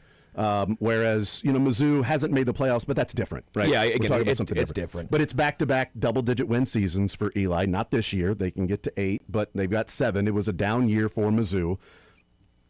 But my issue is you give him a contract extension, and you have to pay him 80% of the remaining salary if you were to fire him. But if he leaves, you don't increase the buyout. If he leaves, you keep it the same. It's $5 million if he leaves right now. And that's nothing for Michigan. If he leaves after next year, it's $4 million. And the contract says it will never be above $4 million after next year. Man, that's tough. Yeah. Because you're right. It's incredibly one-sided. You have given Eli Drinkwitz so much security that he can suck for the next 3 years, and you ain't firing him. But if he's really, really good and another team wants to hire him, you haven't given yourself extra money that you get on the back end that you can go and hire. Because if Eli leaves and you say, well, he's given us $5 million, we'd love to go and hire this coach here, this coach there, but we're only getting, well, at that point, $4 million. If it's Michigan, it'd be $5 million. And to hear, when the contract was signed, and it's been my pet peeve for a while about these buyouts that give the coach all of the security and it does not give the school the security. And he says, well, it's right in line with the SEC buyouts if they leave to keep it at $5 and $4 million. Okay. Kalen DeBoer has a $5 million buyout if he were to leave. He's at Alabama. Kirby Smart has a $5 million buyout if he were to leave. He's at Georgia. Steve Sarkisian has a $4 million buyout if he were to leave. He's at Texas. Brent Venables at Oklahoma has a $6 million buyout if he were to leave. Josh Heupel at Tennessee has an $8 million buyout if he were to leave. So to say that it's right in line with other SEC coaches, it is. With Alabama and Georgia and Oklahoma and Texas, you're Missouri. There's zero reason for you to give Eli all of the security. And then a job opens up in Michigan, not expecting that to happen, and them going, hold on, if we want Eli and he wants to come here, all we got to do is pay $5 million? Well, we're not paying a dime to Sharon Moore because he was fired for cause. Yep. So great, we'll go get Eli Drinkwitz and pay the $5 million. That's fine. You know what Indiana did with Kurt Cinetti? We're going to give you all of this job security and you're staying, but it's a $15 million buyout if you were to leave. $15 million at Indiana. Seems fair. Well, we're Right. giving you a vote of confidence. We're giving you a big raise. You have all of this. But we want that reciprocation. Correct. That you're also saying we get security here. Matt Rule at Nebraska, $15 million buyout if he were to leave. Hey, we know Eli can recruit. We know he's apparently Yeah. a smooth talker, and he smooth talked him way into a good deal here. Or his agent. I mean, Or his agent. or it's just, you really, well, it's right in line with other SEC jobs. The best ones. Dude, yeah. Like, Texas A&M doesn't have a buyout if Elko were to leave. Because it's Texas A&M. Yeah, he might go somewhere else like to LSU or something, but you're Texas A&M. So you're saying, we've got all the money in the world. If he wants to leave, we'll just double his salary. We paid like $150 million to buy out Jimbo. I don't know what it was, but it was a drop in the bucket for us. Yeah. We sold a couple barrels of oil, and we paid that off. And how much you want the whole thing paid off? I thought you wanted real money. Okay, here you go. Sign of a check. There you go, buddy. Bye-bye, Jimbo. What does it take to get Mike Elko? Great. What does it take to keep Mike Elko? We don't even have to give him a buyout if he wants to leave. That's perfectly fine. But It's right in line with these other SEC coaches, and Laird Veach is not giving the security to the university. You are giving him an extension so he doesn't leave. And if he left now, Missouri would be in such a brutal spot. Well, you just go get Colin Klein. I'm just joking. I mean, it is actually somebody that I would have liked Missouri to hire if Eli were to take a job somewhere. 100%. But the issue is now you are so far gone in this process, and we made fun of Penn State and all this stuff. But and again, we don't know if he's doing it, but Michigan's a good job. There's no denying it's a good gig. And I can't stand Michigan, and I can still be big enough to admit that Michigan. Good for you. Michigan's a good gig. Well, when you go to Florida all the time, for some reason, it's the place where Michigan alumni go, and you have to deal with them all the time. And their block M is just not quite as good, and it's a ripoff. You always go, "Hey, MIZ," and they're like, "No, it's Michigan." And we're like, "Well, bleep off. I don't care. Go back to the cold. Stop talking." So Michigan, we got some rivalries with down there. But it's a good gig. It's a great gig. And if you're Eli, that's a tough one to turn down. Yeah. I mean, again, I think Florida was and even LSU, which we never got LSU, it was Florida, right? That was the one that Eli was in Penn State. I think Michigan is better than right now. If you're Florida, you have such a tough time in the SEC. At least Missouri, you have a building block from. Florida, you have to start all over. Penn State, you're starting all over, and expectations are – the guy got canned after going to the semifinals in the college football playoffs. Like, you can't win. I don't think you can win at Florida. You can't win in Penn State. And I'm saying you can actually win, but I'm saying, like, as a head coach, if you have one bad season, you can't win because even if you do well, you're getting canned the next year. Yeah, you can literally win, but with the fan base, can you win enough to where you are viewed – as accepted and not always you're not Urban Meyer. And that's my point. I think Michigan, there's enough now time from Harbaugh that you'll have time to rebuild your way. I don't know if you would have that at Penn State. Florida, I think, is win now mentality, and if you're not, you're canned. I think Michigan, you get the money, you get the fan base, you have such a great stadium there. That's a tough one to turn down. That's a tough one. He just signed the contract extension, so it would be really bad optics if he were to take the job. And I don't think he's going to Michigan, by the way. Let me just say that. I don't think he's going to Michigan. I think he stays. I think he stays to Missouri. But to me, it's the principle of the whole thing in that you give him extra money. You have now said 8 wins at Mizzou is good. Yeah. Because if you get to 8 wins, you get an extra year on your contract. That's an extra $10, $11 million, $12 million.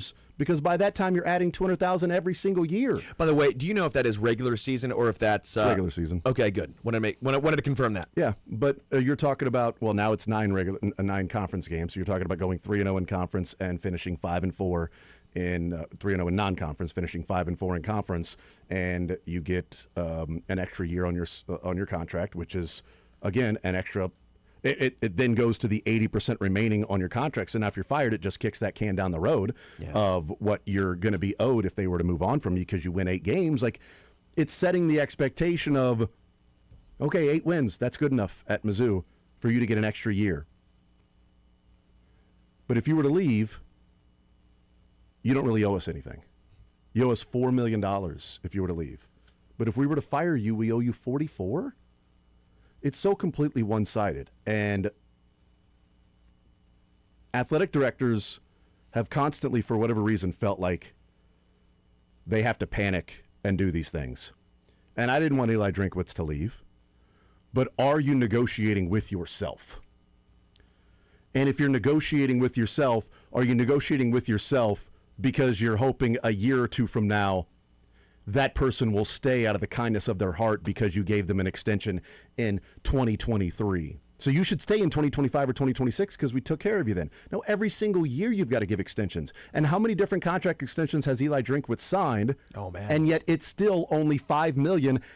And then after next year, it drops to $4 million and will never go above $4 million for the buyout. It's in the contract that it stays not a dime more than $4 million. Like, that is not good enough for an athletic director for giving that much money to a head coach. You're paying him $11 million for a coach that says it's not all about the playoffs. Okay, but Kalen DeBoer's getting $10.8 million, and he's playing on Friday night. Brent Venables took $1 million pay cut.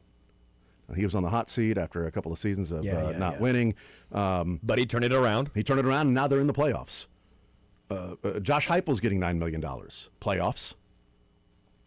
Sarkisian's getting $11 million. Playoffs. Elko's getting $11 million. Playoffs. Like, yeah, you're paying Eli Drinkwitz to be a playoff coach now. Yeah. So, expectations change. Yeah.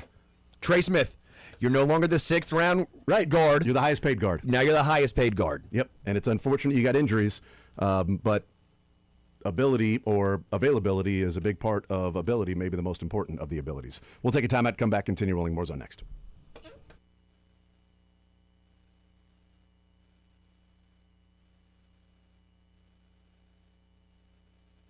Missouri fans, Missouri residents, your moment, it's finally here because DraftKings Sportsbook, America's top-rated sportsbook app.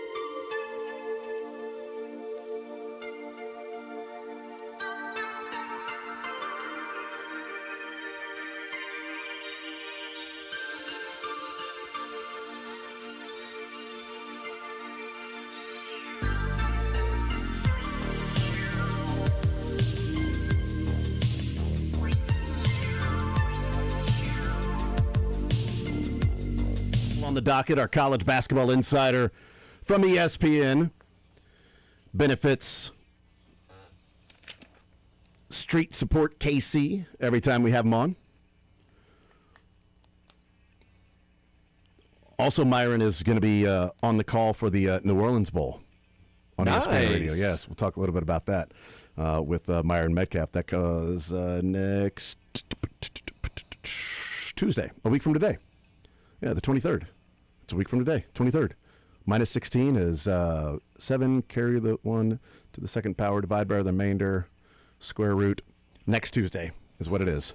So we'll talk some college basketball with Myron Metcalf coming up next year on Sports Radio 810 WHB.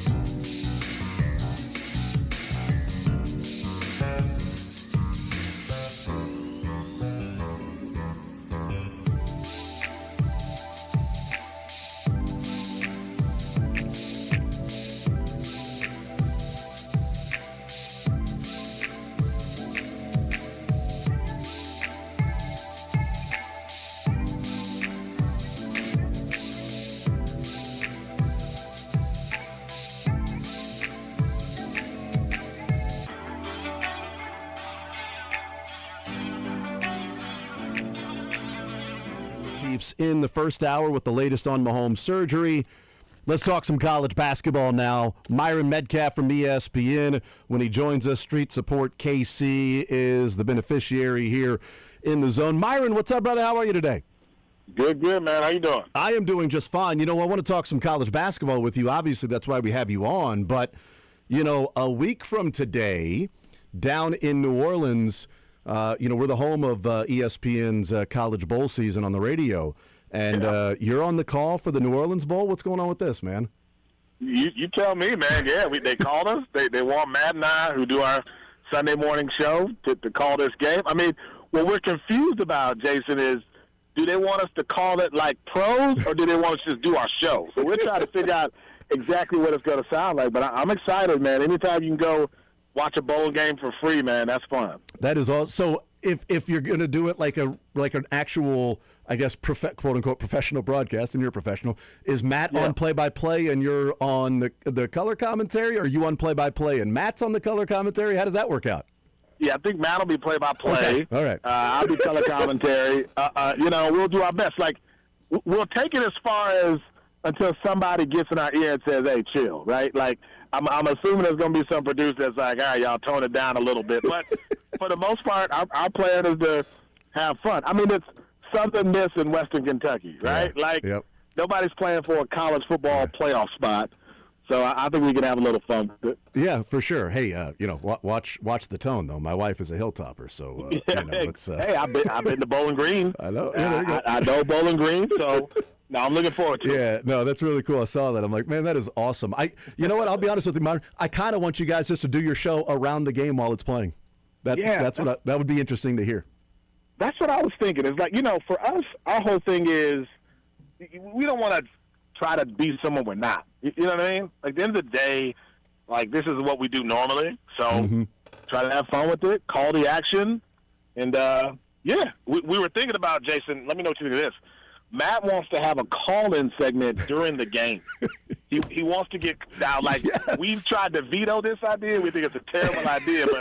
But what do you think? Calls during a live game. What do you think? Here's the thing, Myron. You never know if something works if you don't take the chance. It's true. You never know if it's going to work if you never actually take the risk. That's true. With big risks come big rewards. Also come big failures sometimes. I agree. I say try it. I'll call in. I'll do it. I'll call in. Talk some WKU. Talk some Hilltopper. Or talk some Chiefs while that's going on. I don't know. You'd have to screen the calls to make sure it stayed on topic, though, right? If somebody wants to call in, talk Cooper Flag out of nowhere. What do you think of this Mavericks game? Is Western Kentucky's driving inside the red zone to score a touchdown? Yeah, that would be fascinating. I've always wanted to do like just my show while a game is going on, like Mystery Science 3000. Like I've wanted to, but like I can't do that while other people are watching.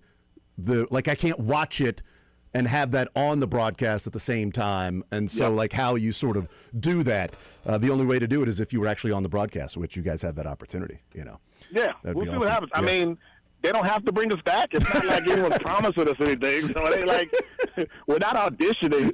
You know what I mean? It's not your big break to finally get into broadcasting of games, No. We feel pretty good about wherever this ends up. That is great. So is he going to play, like if you guys, Jim Nantz and Tony Romo, it's like, Myron, I don't know, Matt, what are we doing here? Yes, that's what he wants. He wants to steal like all of these catchphrases from every like Hall of Fame play-by-play guy. And I said you can't do that because like those guys are pretty protective. Oh yeah. So you can't just do like John Madden out of the blue or do Gus Johnson. You kind of got to come up with your own thing. So we'll see, man. It'll be a glorious, wonderful disaster, I'm sure. I mean, he has to intro the broadcast with "You are listening live" as Brent Musburger, and then the first touchdown or first big play. Oh my! With Vern, you got Uncle Vern thrown in there. He's got to do that, Yeah, as long as you give him credit. You can't play it off like you just doing it for the first time. That's the thing. Yeah, no doubt. Myron Metcalf is our guest. Looking forward to that bowl season right here on Sports Radio 810 WHB. We had those bowls starting last weekend, and of course the college football playoff coming up on Friday night. Myron, over the weekend, there was Chiefs football, there was some Army Navy, but a lot of college basketball going on, and there was this K-State Creighton game that I want to talk about with you here in a second, and there was this KU North Carolina State game that was really fascinating and really fun. KU gets the win in overtime. Melvin Council was awesome in the game, 9 of 15. How good, we've talked a little bit about with and without Darren Peterson and guys stepping up in his absence. As watching that NC State game and seeing Melvin Council do that, how good can this KU team be? Can they compete to win a region? Can they compete to cut down the nets? How good can this? What level can this KU team get to? I mean, like if you tell me like right now, they definitely look like a potential second weekend team. I think anything beyond that, we just got to figure out like what's Darren Peterson's situation. Like if you tell me Darren Peterson, who like legitimately, I haven't covered many players who got buckets easier than he did. Like it never seems like anyone can stop him from getting the shots he wants, and it just feels really effortless when he's available. But if you tell me he's available and you're playing top 10 defense, I mean that's a recipe to make a run. And then I think you just got tough guys on this team. Nothing against the last couple of KU teams, right? I never want to knock players, but they didn't have this. And I think if you talk to Bill Self, and I did over these last couple of years, I went to practices. He was looking for this. Like he was looking for guys who, okay, we know what you don't have. We know what challenges, this group may have. But like, are y'all willing to fight? And I think he's identified that in his group. And you can tell, I think in some ways, Bill Self maybe feels like he hasn't had this since the title team. Just a group of guys who will really come together and really fight for one another through adversity. But the Darren Peterson question is a big one for this team in terms of figuring out their potential.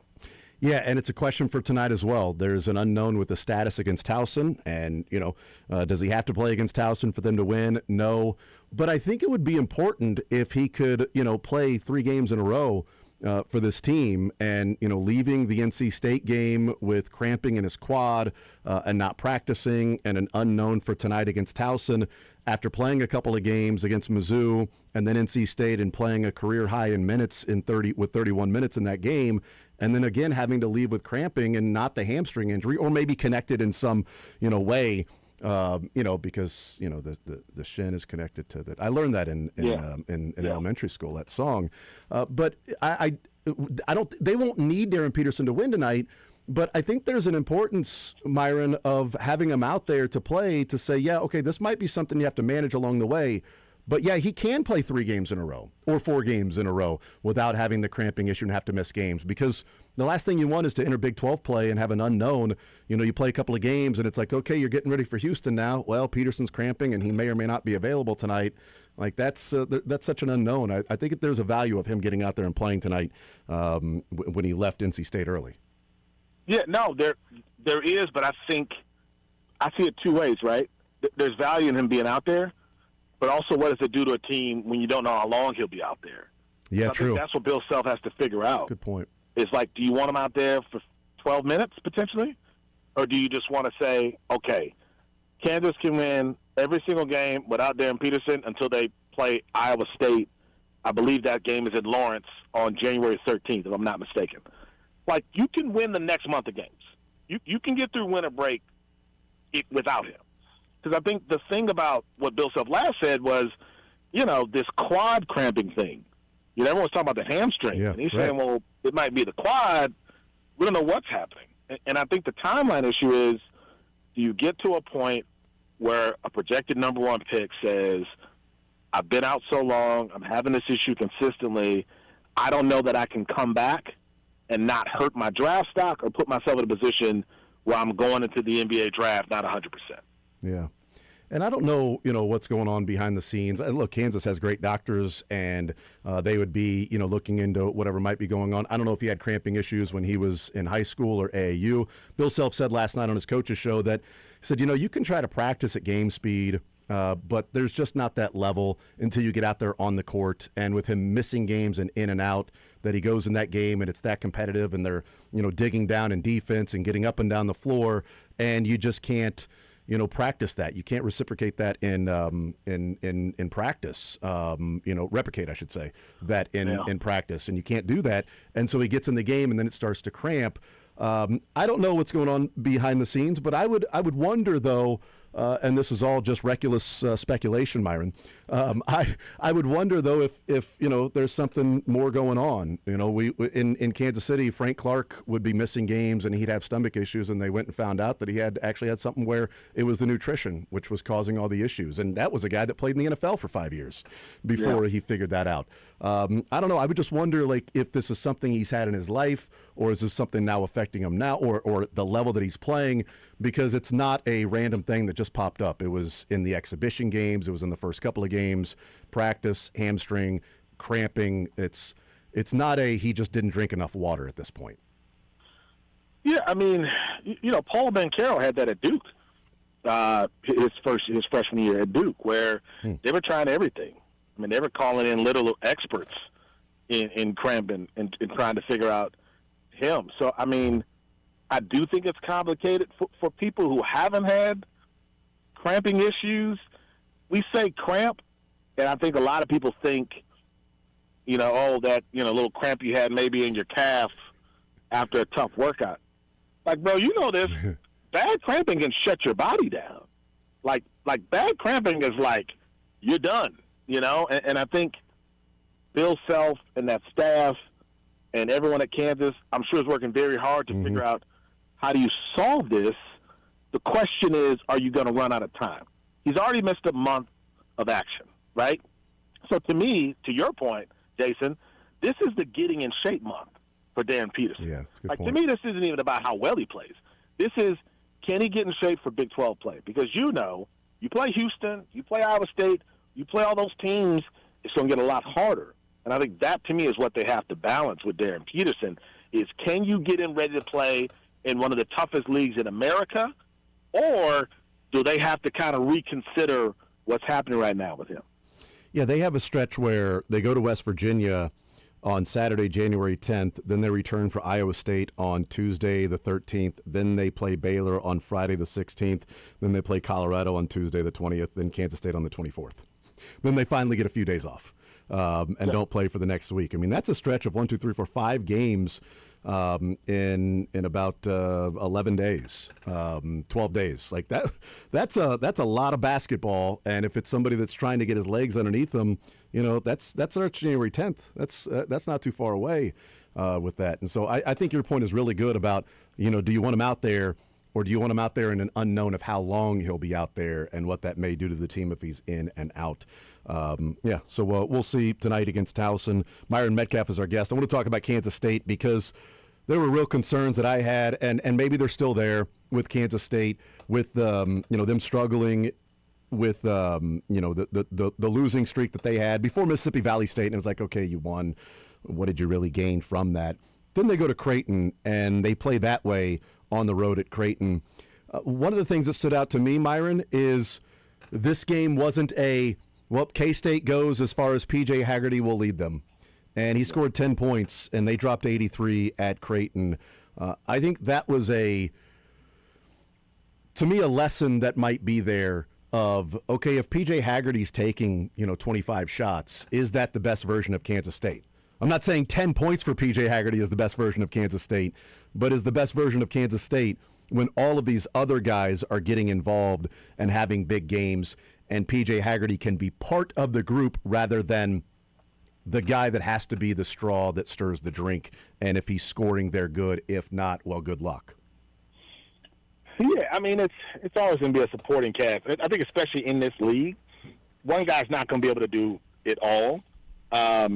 In that 4-game losing streak, I think 3 out of the 4 he played pretty well, and they still lost. But, yeah, Bashir and McGriff, David Castillo kind of coming out of nowhere and dropping, I think, 19 or 20 in that game. So, yeah, if you can get those kinds of performances consistent, and I think Castillo is kind of the big X factor with this team, right? He's played really well the last 4 games. I think that, to me, is certainly how you weather a tough PJ Haggard game. But overall, you want them all to be on the same level. You want a guy like Castillo coming off the bench, Haggerty playing to his potential. I think he's leading the nation in scoring still. Like, you need it all. And more importantly, you can't be a bad defensive team. I mean, that, to me, is their challenge. Is they play really fast, but they're not good defensively. And you're going to put yourself in a position where teams are going to be able to keep up when you're giving them too many good looks, when you're not protecting the rim. So I think the last couple of wins are good, but you lost to Bowling Green because defensively you just weren't good enough. You can't give up 82 points to Bowling Green. You just can't do that and expect anyone to take you seriously. So I still want to see what happens. And that stretch they start with, they go BYU Arizona, right? Yep. They go Saturday, BYU Wednesday. Arizona. Yeah. I mean, and they're at one of those. I think it's at Arizona. They're in Tucson. Yep. I mean, brother, man. Yeah. Like, you better be ready. You know, you better be ready for that stretch, or else you could end up in a really tough spot in January when you got to go to another tough stretch and play like Kansas and Iowa State, I think, at the end of the month. Visiting with Myron Metcalf from ESPN. Missouri has Illinois coming up on Monday night. And, we've talked about the non-conference schedule for Mizzou, and it sort of came down to 3 games where they needed to find a way to get a win.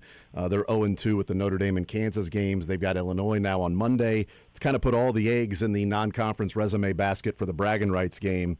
Illinois just dropped the game to Nebraska at home, but they are a really good team. What do you make of this matchup?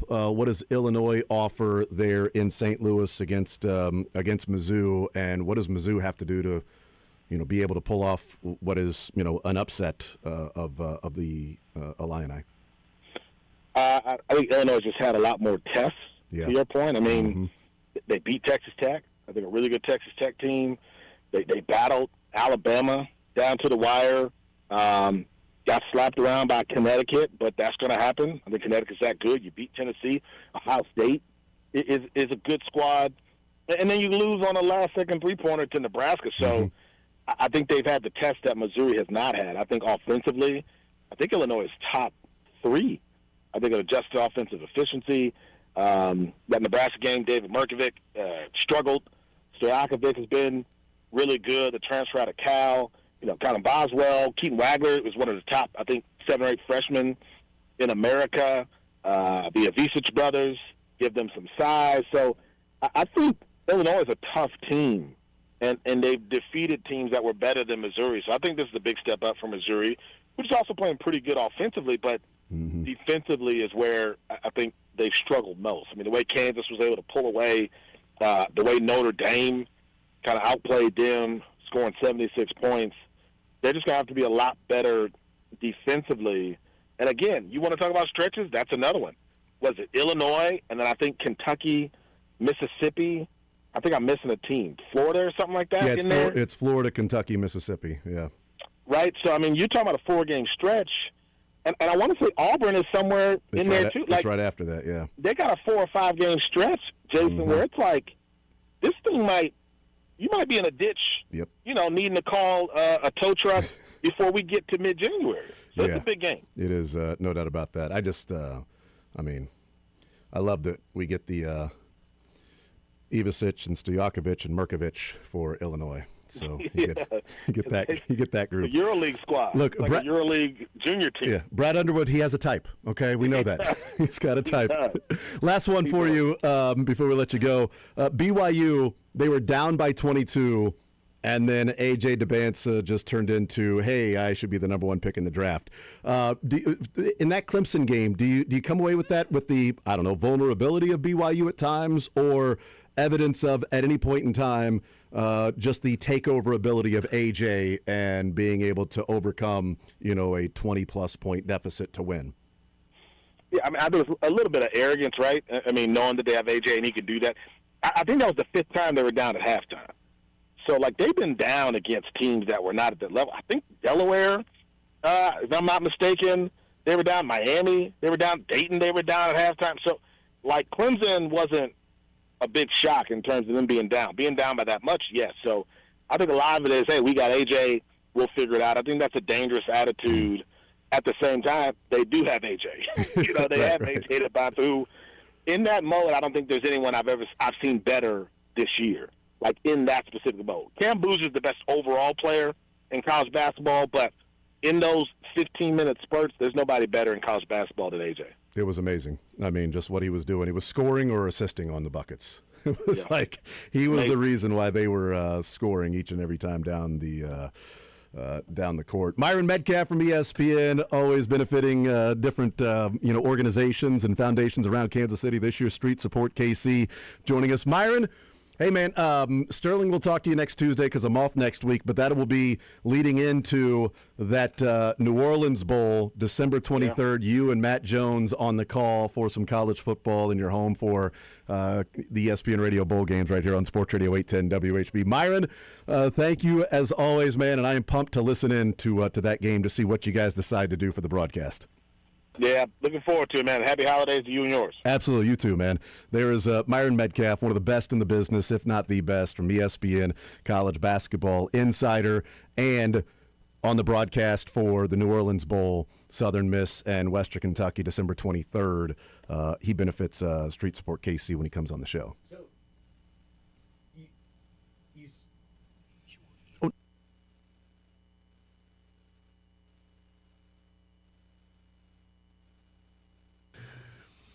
I have a funny joke I want to tell you on the other side in regards to Brad Underwood, but this isn't funny. This is just awesome, okay? What is awesome?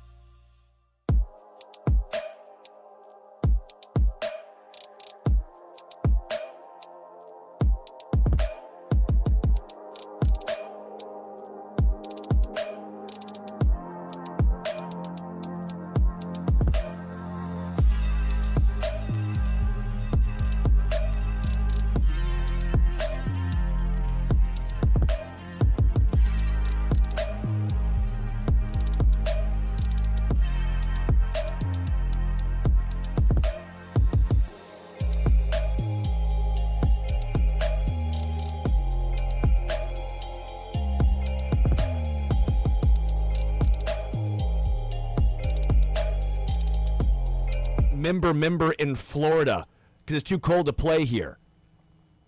He's more excited than he's like, oh, dude, awesome, take me.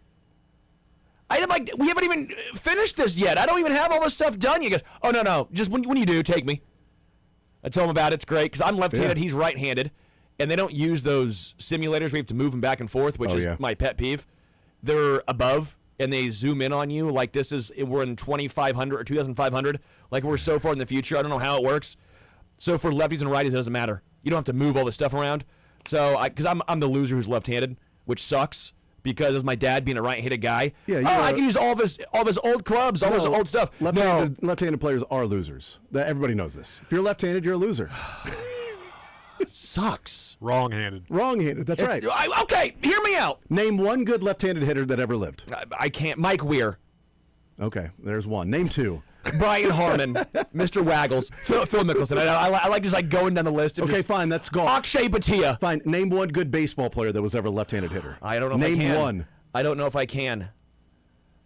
Exactly. Exactly. Thank you. Sean Figgins. I don't know. Garrett Anderson. Okay, name two then. Garrett Anderson. Garrett Anderson. You went with him. Nice. That's great. Anyway, I don't know. More about you being wrong-handed? So, hear me out. I think left-handed golfers are actually right-handed. Because what's your lead hand if you're a left-handed golfer? Or it's your right hand, correct? I like that Deems back there literally like looked at his right hand. He's like, wait a minute, if you're left-handed, it's your right hand. He's like trying to do some math back there. So this is my point. If you swing left-handed in baseball, aren't you technically right-handed? Your lead hand is your right hand. Yeah, but that's your lead, but your top hand does a lot of the work too, as you're coming through and trying to. Sure, I'm not disagreeing, but what is your lead hand? What's the most important hand? If you are left-handed, let's say you got one arm. Let's say you're a scrappy one-armed baseball player. What about Bucky LaGrange, the scrappy little no-armed second baseman? Well, then he's both. He's neither. So my point is, if you're a one-armed scrappy player, what hand? If you're batting and you have your right hand only, your right arm, you're going to be a left-handed guy. Are you? But you're swinging with your right hand. Do you swing from the left-handed side or the right-handed side if you've got one arm? See, this is the point I would guess that I would swing from the right side. If you're a left-handed ball player, you're actually right-handed. Not throwing, of course. Throwing's different. Well, you're like hockey players. That's what they are. Like hockey players swing left-handed and they're right-handed. Because the hockey stick you hold with your dominant hand at the top. So correct. Therefore, it then creates a left-handed swing when you put your other hand. I'm making so many good points right now, and but I don't know what you're talking about are jealous. With golf, though. I'm not sure what you're like. I don't know. Like, Deems is now thinking his wheels are spinning because hear me out. My son throws right and bats left. Same, that's what I do. But I didn't know you did it. I need to switch him. Name a guy who hits right and throws left. Weirdos. Rick Ankiel. Cody Ross. I was going to say, I knew there was somebody out there that threw. Rick Ankiel, right? Yeah. No, he was lefty-lefty. Very rare. Threw left and hits right. Yeah. Well, you just want to avoid the shift. Oh, well, Ricky Henderson. That's the most famous one. Right? Throws left, bat right. That's Ricky. Okay, the point remains though, if you have one arm and you're golfing, and you're golfing, I'm not sure about your left. If your right arm is your only arm, when you take it back, you're going to be doing it lefty. You're not going the opposite way, I don't think, because you want to have the wrist. You want your wrist to be bowed a little bit. You want that to compress it. I'm correct in this assessment. I would guess that if I have only. So you're telling me if you've only your only arm is your right arm, but you're a lefty golfer? Riddle me that, Einstein. Hold on. If your only arm is your right hand and you turn out to be a lefty golfer, if you have a right arm, you better be right-handed. Well, that's my point. But when you would golf, you'd be left-handed. But you just because you have to have a lefty clubs. Okay. So how'd we get here? Go to the back9golf.com/Overland Park and they'll make gift cards and make you use swing code one-handed. WHB for 1 free hour. No, I'm you just can saying. Only swing one-handed there? You can swing two-handed. 70 for the Metcalf. You can a great swing spot. with both hands fun. there?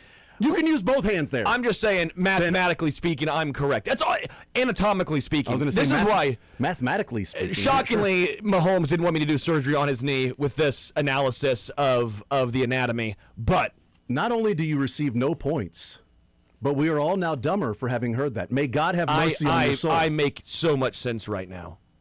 I actually do. There are think, dozens of us that agree with me. No. When I think about it, if I could only use one arm to bat, I think I would. That one arm would be my lead arm. Correct, and then you'd now be left-handed and that's your right arm. Makes no sense. I don't know. I've never thousands been of taught that years way. of analysis have just been thrown out the really? window by this conversation. I am basically Socrates. So have we evolved from what did the Neanderthals? I'm Plato. What did the Neanderthals use when they were golfing? What arm? I don't know. They were Scottish. Okay. Good to know. All right. So now that we got that accomplished, thank you, Sterling. Appreciate it. What were you going to say before we went to break with Myron?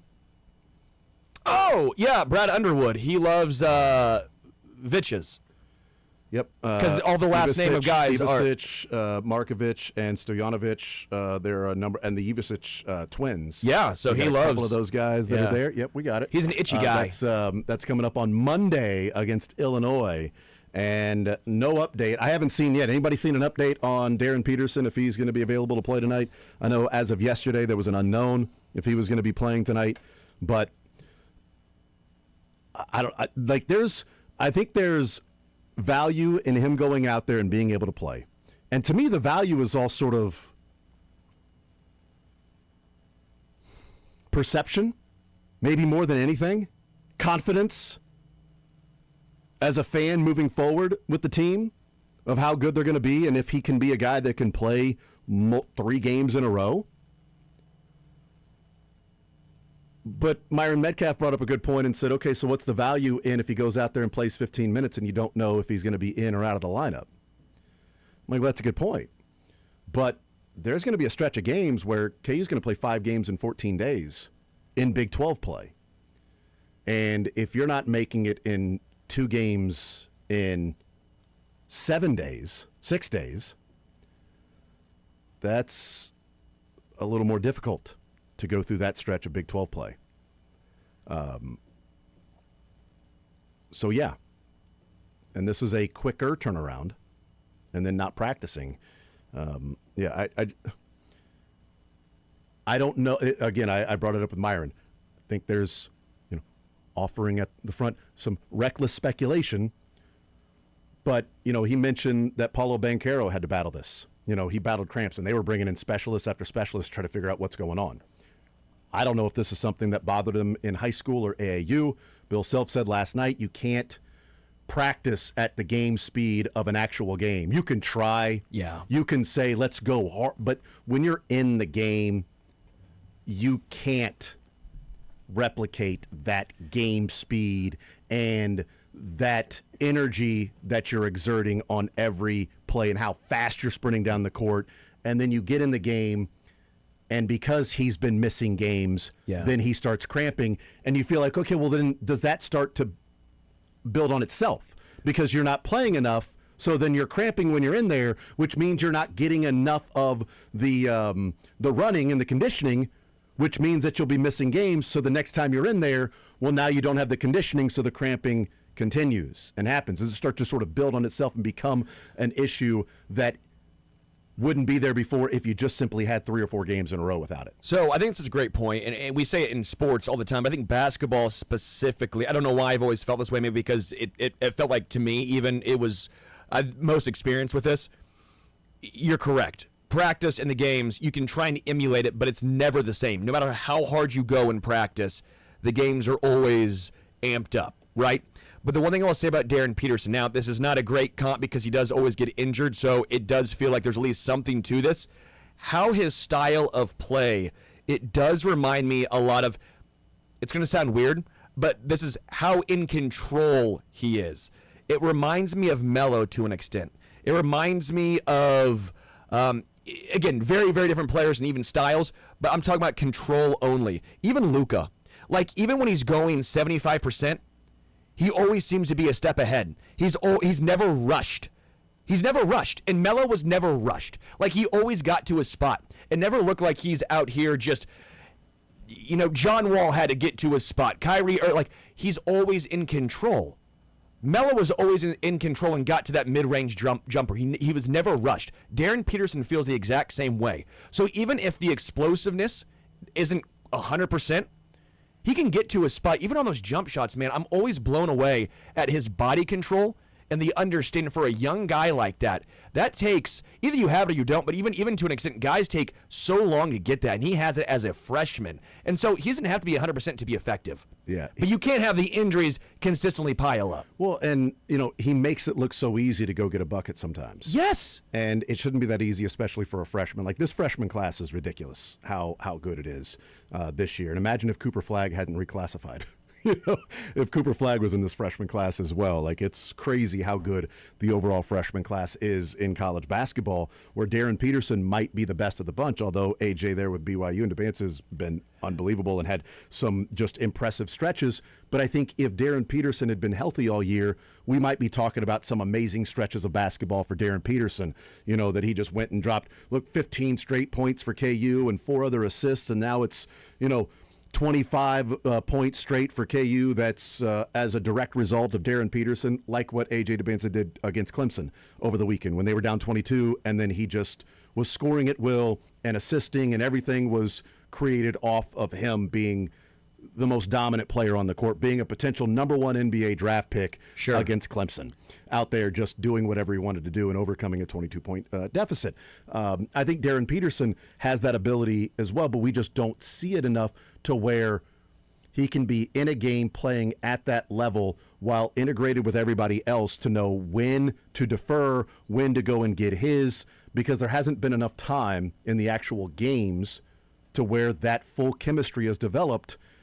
And they're getting ready to start Big 12 play. And I think that's where the importance of playing in a game against Towson, just simply showing you can come back with 2 days between playing. You can come back, you get Sunday and Monday off, and then you can play again after playing on Saturday, leaving early, playing 31 minutes with cramping, and then not practicing with cramping, and an unknown if you're available. Can you play that night? And if not, then you really have to examine, and I know Bill Self said, early on in the season that he didn't understand when people were talking about Darren Peterson maybe missing some games and having, the NBA view of load management. Load management. He's like, I don't understand load management 2 games in. But I do think at this point, I think Bill Self and the training staff and others have to really start examining, is this something you have to do with Darren Peterson moving forward? Is this now a load management thing to where he can't play 16 minutes in the first half? Yeah. Because you don't know if he's going to be available for 16 minutes in the second half. But 80% of Darren Peterson, to me, is a guy that can still play. And that's kind of the point. I like. Right, but cramping you can't. Cramping you can't, but So 32 minutes instead of 39 minutes in a game, or 28 minutes instead of 36 minutes in a game. Is that worth it to have 7 minutes each half sitting out so that you can conserve that? And it's not load management missing games. It might be load management in the middle of games to make sure he's available the last 5 minutes or overtime, in which he was not in the game against NC State, but they still found a way to win. Yeah, that's a great call. And that NC State win was big for Kansas, and they have some nice wins. They've been impressive. And you've seen pieces step. Obviously, in that game, it was Melvin Council. We've seen Trey White step up. We've seen Floyd. We've seen Bryson Tiller even at times have a game. Was it El Marco had a game off the bench? Yeah, against Tennessee in the players. Yeah, I mean, They've been impressive, and again, you're correct. Yeah, Darren Peterson, you have to figure out how, is it a game-by-game thing? Is this going to be something that bothers him all year long? Again, I just keep going back to when you have body control like that and you never feel rushed, you feel like you can almost trust that more of that injury becoming worse, if that makes sense, where it's like, okay, we can trust him to not go and, hey, you don't need a dunk over 3. We don't need you to be John Moran out here. We don't just get to your spot because we know that no matter, you'll rise up over them, you'll have the body control, and we've seen that a hand in his face doesn't matter. I mean, I thought some of those shots against Missouri where it's like a hand in his grill, you're sitting there going, it doesn't matter. It doesn't affect him. Missouri could have used grill in that game. We need to take a timeout. We'll do that now, come back. And Sterling was a part of something really cool last night that I want to hear about. And then Todd Lebo joins us in the 1 o'clock hour. We'll play some Fact or Fiction with Todd Lebo. Is he heading down to Norman for the college football playoff game on Friday? Fact. He is doing that. But that comes up with Todd Lebo in the 1 o'clock hour. More Zone next.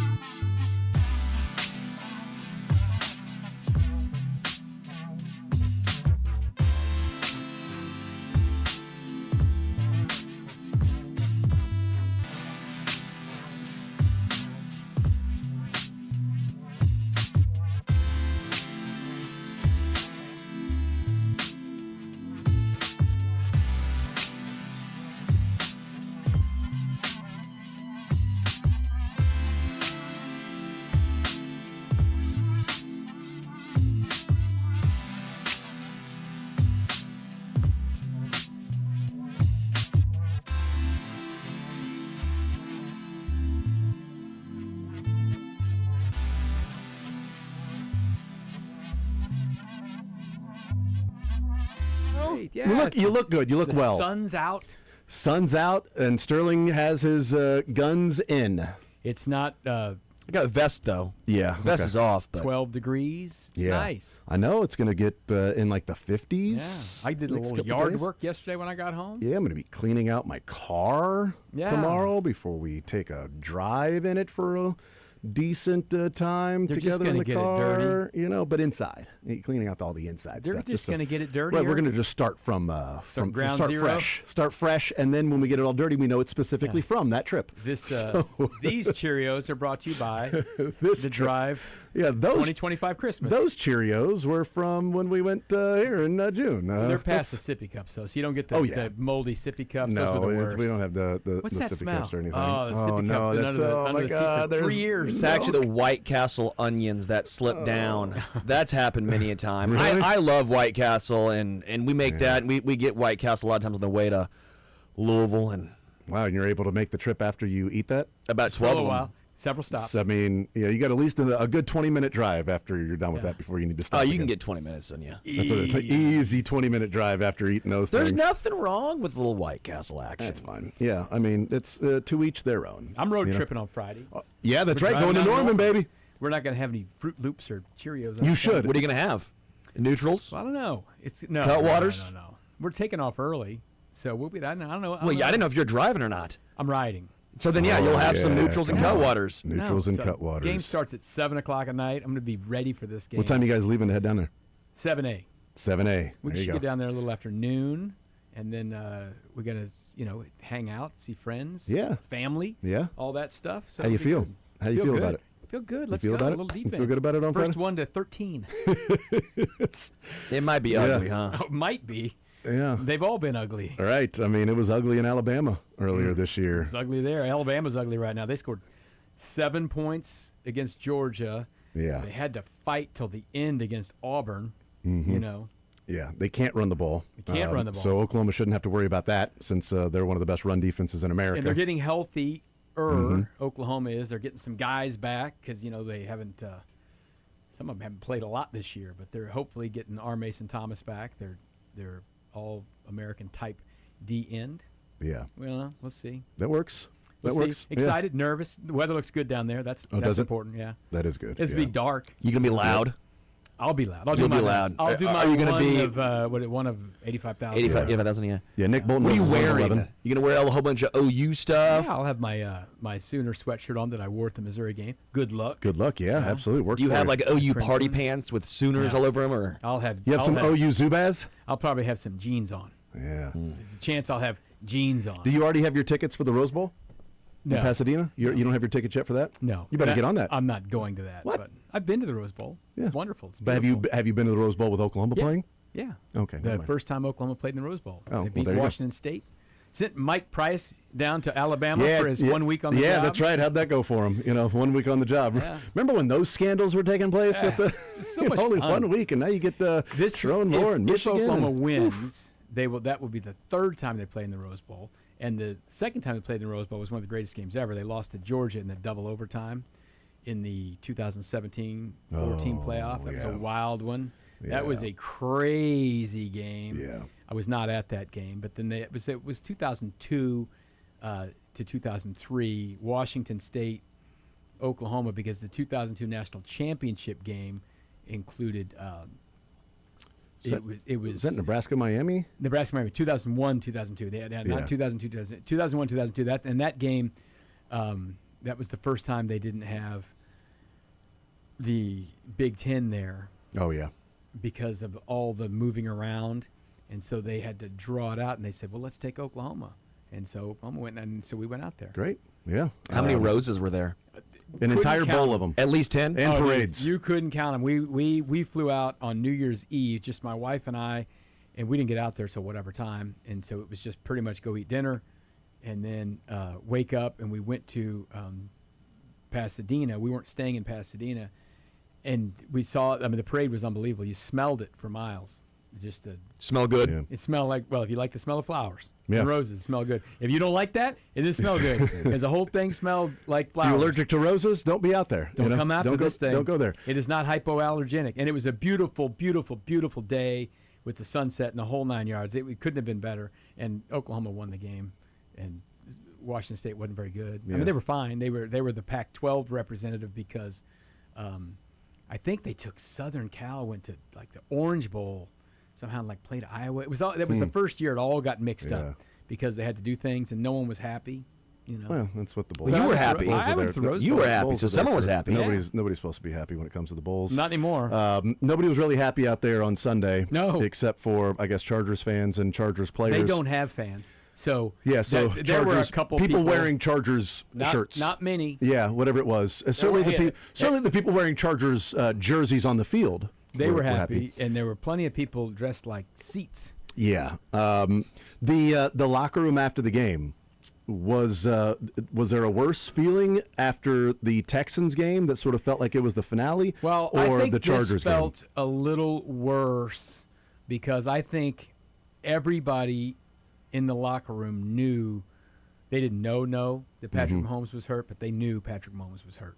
They saw the way they had to, and because he was hurt right there game? Yeah. on the bench, and they saw how difficult it was for them to get him up, put him in the tent, and all that. So, and honestly, not everyone knew exactly that they were out of the playoffs. Yeah. Chris Jones found out at the podium. Right. I But there were two other things that had to happen besides them Right. losing for them to be eliminated. those had happened, and Yeah, I do give them a You know. little bit of grace if you go Yes. in the locker room and go, "Hey, did Houston win, or did Buffalo win? I don't did this think they win?" were at the point where they even cared about that right. stuff. It's like, "Oh, are we So- eliminated?" Okay, well, But it was different kind of a pall over it because that Houston game, I feel like they knew the season was over at that point. So that was dark there. I mean, that was a pretty dark locker room, and this was just more kind of realization that, maybe this was more than just the season being over because of the injuries and all that stuff. Now you start thinking about, they got 3 more games to go, and I don't know how this is going to go. We'll talk to Andy tomorrow. I don't know how they're going to play it. Well, He said a couple yeah. different things on the Zoom yeah. yesterday. Their answers, some of the questions may be answered for them on health-wise. Mm-hmm. But there are also a lot of other. I know that Soren had the question about what would be the reason not to play him. He's like, well, a lot of the young They're guys all are playing anyways. right, but you know what? Brashard Smith carried the ball one time in that Yeah. game, so he should be the starting running back should moving forward, and Jalen Royals should be playing for Juju moving forward. I mean, those are the things that should happen. Esapole Do and you Shugathra- think he will be? No. Don't know. No. No, your unlikely. thoughts. No. Your thoughts. No, I don't know. No, I think I don't he's gonna play the regular guys Yeah. and try to win the games because this is America. And He so hasn't you want to go and coached win. a game like this in Kansas City. They've had some games they didn't have to win where they played the rookies because Yeah. they were set in a playoff True. Yep. position, but they were also resting people so they would be healthy to play in 7 to 13 days or whatever after those games. They have not had a game like this. In 2014, they were pretty much dead on the last game of the year, but they won, and then yeah. other teams, I mean, they were alive. They were alive. There was a mathematical More alive than now. Yes, right. So they got 3 of these coming up. Yeah, 3 straight. 3 there. of them coming up. And I'm good if they go 0-3. I would But prefer it. I don't think that's the way. No, they'll they're going to go approach it. 2-1, and they're going to Probably, pick but 17th. You may have to. You may have to really try to lose to Tennessee or I know. the Raiders. Yeah, So, I know. And they But don't. They're. I don't think they're going to that's do that. unfortunate. And they got a short week stuffed in the middle of this thing Yeah. with just an awful. And the Broncos are going to be Christmas playing for the night. number 1 seed. Yes. I mean, the Broncos are going to have everything to play for. Chiefs are and going to be listen, out of the playoffs playing on Christmas Maybe night. that game will be the game where it's like you can play spoiler. There ain't no spoiler in the other two games. I don't want there's them to just play no spoiler. appeal. I just on those. don't want them to play spoiler. I think there's and the teams will never do this because the players will never not want to go out there and win because everybody's playing for their job and everything like that. So and the coaches want to go out there and win because they're not worried about what happens next year. They're coaching for their jobs too, like across the board. Even Andy Reid, not necessarily coaching for his job, but coaching that you're out there trying to continue a culture of winning and you don't just give up with 3 games to go. But it would be, in my mind, winning if they were to lose the games because it sets you up better for the future. And if you've got the 11th pick in the draft as opposed to the 17th, well, maybe you get that stud difference-making defensive end as opposed to at 18 you're choosing between 2 or 3 guys, or maybe we should just trade down now because we don't have somebody that's a true first-round grade up there at number. Well, they're the 12th pick in the draft right now because the stupid Dolphins lost last night. But you think they're going to win a game? I was it was hoping cold. they would. I told you they're not going to win when it's cold. They I don't can do still that. root. I can still root, though. So my preference would be that Tennessee somehow finds a way to that the Chiefs are out of the playoffs, and it's like, what do we have to play for? It's the first time in a long time this group of players has never been in this position. I do think that Tennessee has reason to try to win games because they've got a young quarterback and all that, and there's so if you're going to see a chance to win or lose a game, win a game, this would probably be the one. Yeah. They're at home. I mean, the Raiders are toast. They're just so bad. They're toast. It's Kenny really Pickett, bad. you don't believe? No, I don't. Yeah, why not? So it's just a weird spot, and the whole Mahomes injury, and he's not the only one. I said this the other day. I don't remember seeing the training squad run on and off the field so many times. That one drive, it was like 4. Was it 4 in a row? Out Was of 6 plays maybe. Yeah. It was incredible. And so they're all beat up, right? Yeah. And I don't know if maybe like I said, the answers will be done for them because if someone's hurt and they're like, don't go out there, Nick Bolton. I mean, he peeled off He the left field the game a couple of twice. times. Yeah, and came back. So maybe they kind of won't be that way for him, but they need to kind of figure out how they're going to go about this thing. It's been that way for a month on the offensive line already. Yeah, right. They've been dealing with that ever since the Dallas game, that Thanksgiving game, when in the span of just a few plays, they lost everybody on the offensive line. Mm-hmm. So will Gardner Minshew go out there and sling it around? He should be better with first team reps and all that stuff and know what's going on. Well, he's also playing for a job too. He's trying to If say not here, somewhere. Well, yeah, but also to an extent of if they think Patrick's going to miss any sort of or has a chance of missing any weeks, they want to make sure the backup quarterback spot's solidified. And if he looks good these past 3 weeks, maybe he's the guy that's playing for a job. And the surgery now, according to reports, included the LCL as well as the ACL.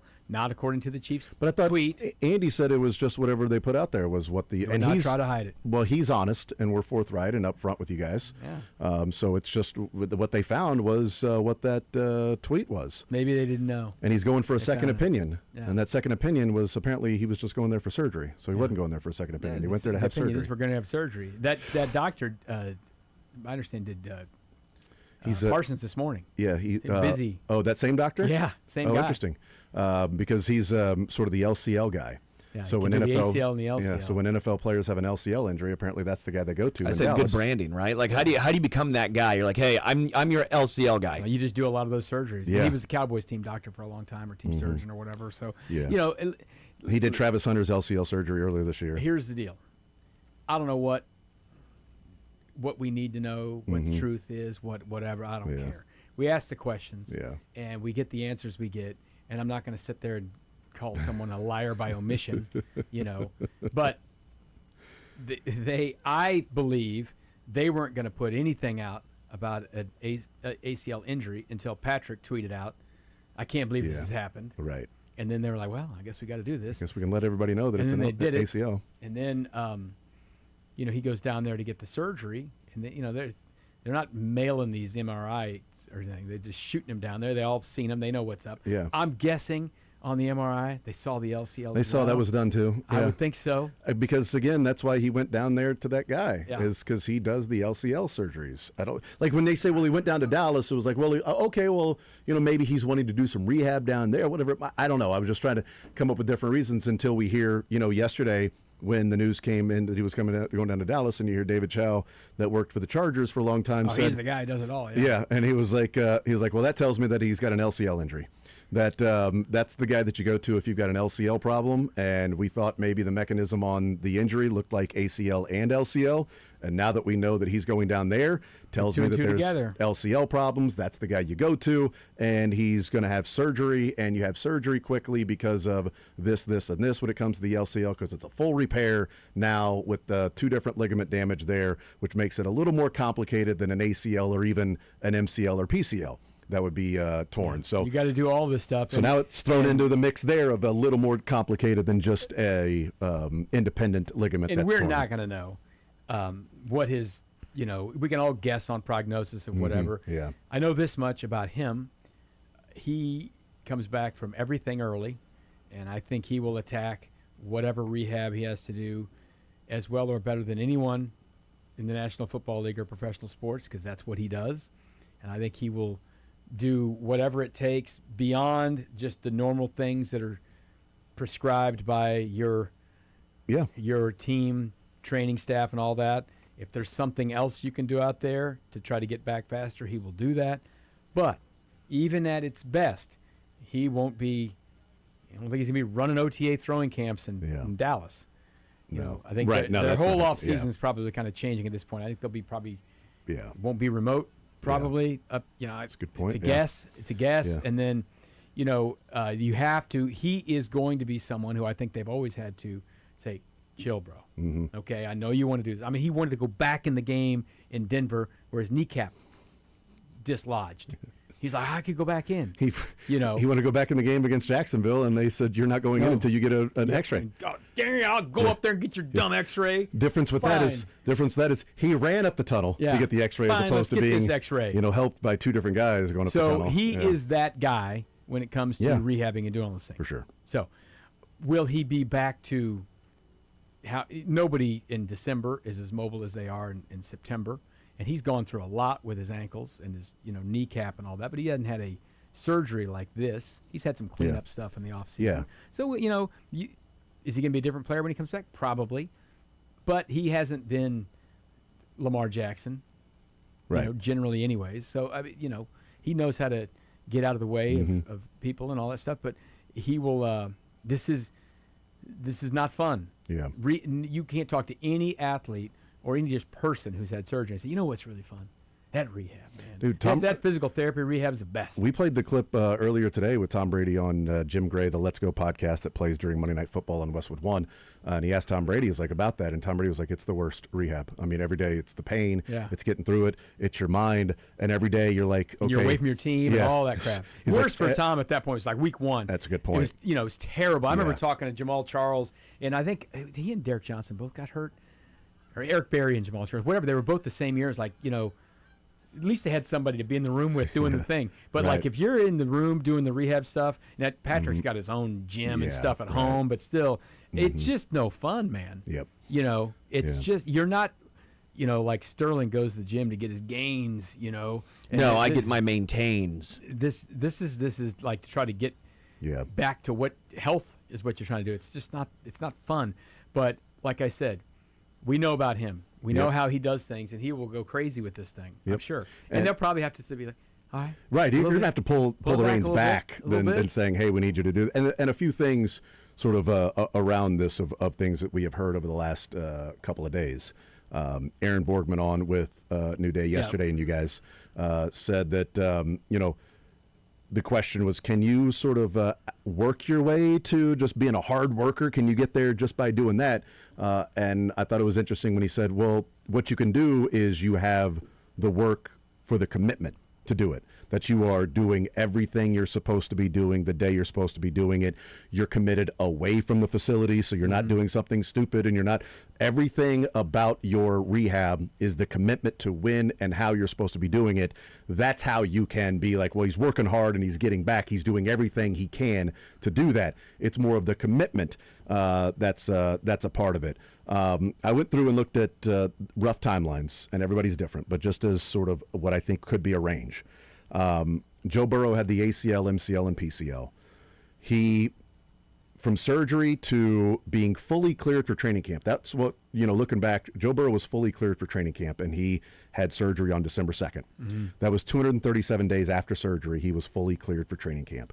He returned to the field to the third preseason game of that year, 270 days after surgery. The first preseason game of 2026 is 244 days from yesterday, from surgery for Patrick Mahomes. So that's 7 more days than when Joe Burrow was fully cleared. The first game of the season is 272 days away, 2 days more than when Joe Burrow returned in a preseason game. That's one side of it.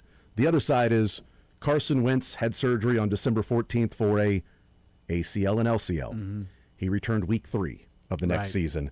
It was ACL and LCL, and the LCL seems like it's maybe a little more difficult in the return or the rehab or whatever it might be. So I think that's sort of the range. And ready for training camp or week 3 or 4. And I don't know all the ligaments on Kyler Murray, but it was closer to a full year on him. Now listen, it's a different style of guy. He better be able to run around and do what you're doing. I think Patrick Mahomes could get out there and play quarterback at 70% on his knee and just use his arm. That's not going to work for someone who plays the way like. And also, I don't know Kyler anything. plays. I don't know anything about him off the field, but was he as committed as what Patrick Mahomes may be? According to what they put in their contracts, no. Yes. Well, it's easier to be committed because he can keep his foot up and just play Call of Duty. He's like, no, I promise you, I will just leave. My leg will be up the entire time. I will not step foot on this foot. You say 0 weight? Don't worry. I'm not going to put any weight on this listen, leg. I mean, Joe Burrow was still like 4 years ago. There's better stuff now than there was 4 years ago. And he was like, 5 years younger than Mahomes too. So there's that. And the Carson Wentz surgery was in 2017. That was 8 years ago. I know Trent talked a lot with Serena yesterday. That about was really this. interesting. It's 24 years ago when he had his surgery. So they really have got some new concepts and new things. And it's maybe not on the surgical procedures as much as it is the rehabbing part of it. Yeah. And whatever you can do to do that, Patrick will have it. He's going to be doing it. I promise you. Yes, Bobby Stroop, his team around him, the Chiefs, they will make sure that he has everything he needs, and they will make sure he doesn't do something stupid to try to get back for week 1 that will jeopardize, year 11, 12, and 13 of his career. And the kind of the beneficial thing, too, is that, the calendar is late next year. This year it was super early. Yeah, September 13th is that Sunday. Yeah, so it's a lot later than it generally was this year. This year the calendar was so early. That's why we had the weird college football year and all that stuff. And it's late next year, so it's a little bonus. Yeah. And listen, he's got 3. Well, the way it's been for the Chiefs, Patrick Mahomes' off season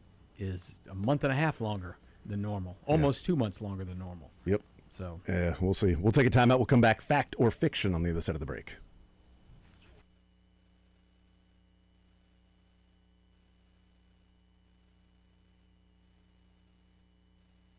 All right, men, it's the holiday season, and if you're in your 40s, 50s, 60s, older, or maybe even younger than that, and you've got some symptoms that could be related to low testosterone, I mean, you need your energy around this time. I mean, you got family, travels, you got parties, you got a lot of things going on. And if you happen to be wondering what your testosterone level is, there is no need to wait around and wonder. You can simply get it figured out by going to Heartland Men's Health. You can schedule your consult. They'll do your lab work with you, have your results within 30 minutes. 15 minutes for me. It was quick. A licensed medical provider will review your results with you, discuss your options, help you make the decision together with the medical team. Cost of the appointment, it's $99. That includes the medical consult, T, and that PSA test. And if you sign up for testosterone treatment the day of your appointment, you don't pay a dime. Your visit, it's absolutely free. You could be having those higher energy levels again, better gains in the gym, motivation to do different things, more productive at work, no more brain fog. That was something that was, that I was dealing with before going to Heartland Men's Health. They have been successfully treating men in the Kansas City area. 3 locations to serve you: Overland Park, Independence between Blue Springs and Lee Summit, and North Kansas City. Call them today at 844-447-6600. Tell them you heard about it right here on Sports Radio 810 WHB, 844-447-6600, or visit heartlandmenshealth.com.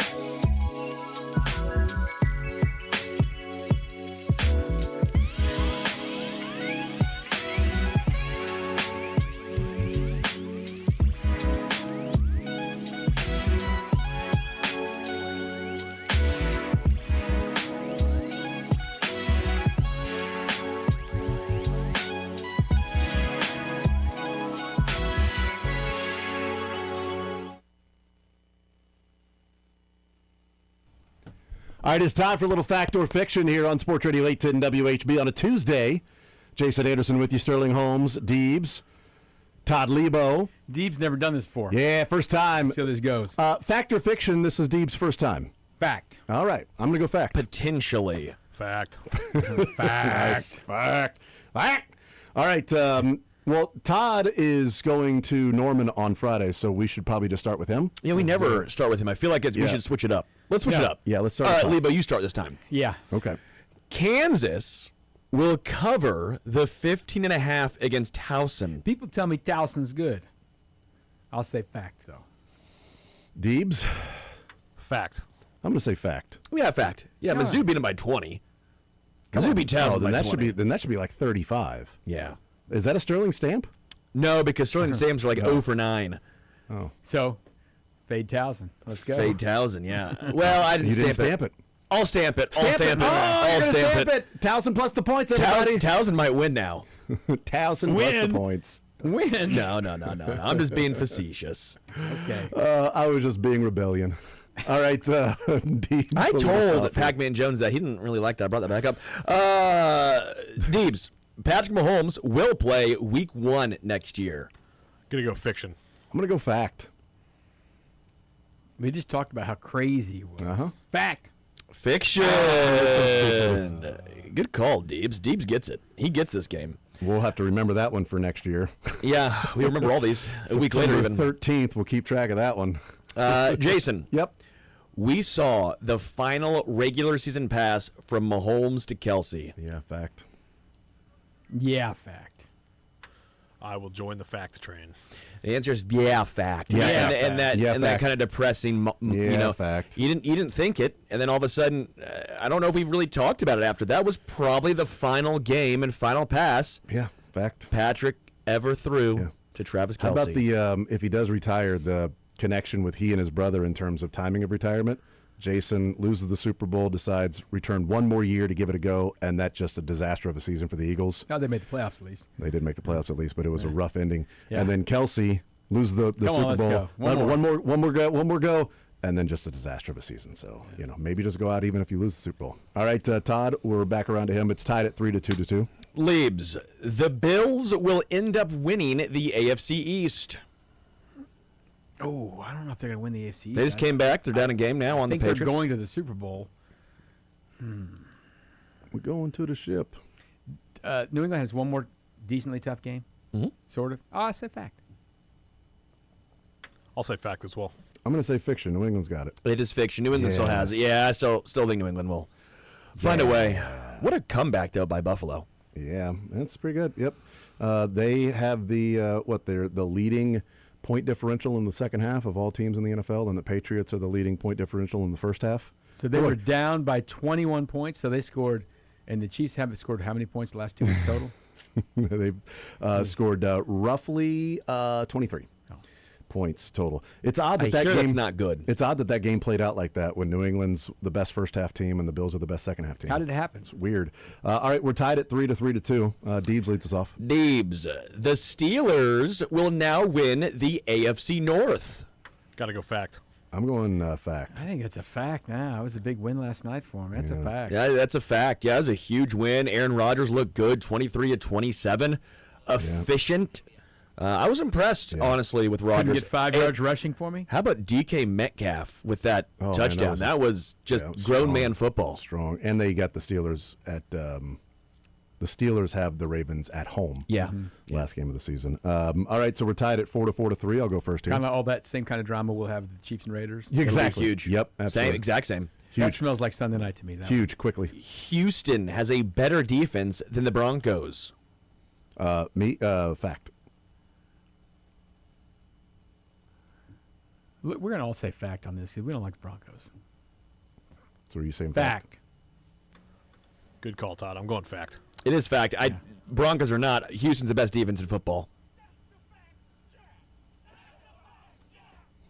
Yeah, Broncos probably second best defense, but to me, Houston is it's number one. They're nuts. Nuts. From macadamia. 5-4. We're all tied.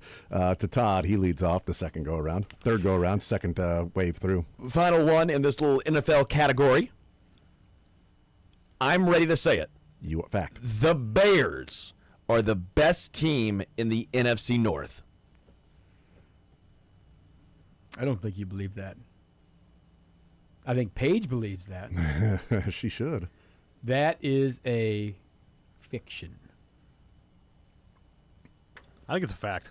I think you think it's a fact. It's fiction. Oh, darn it. I still think they're like the third best team in the. I Really? think we're actually tied. I think Lions 5 and to 5 Packers to are 5, better. we're all than tied. What's funny is Luther Burden though has really blossomed, and that's been fun to watch. Luther Yeah. Burden's turned into a dog up there, which is why I said, "How the bleep did he fall to the second round?" I don't know That's how they ended up- insanity. Squeaking by that Browns team. Yeah. They're a It good was- team, it huh? was, it was close.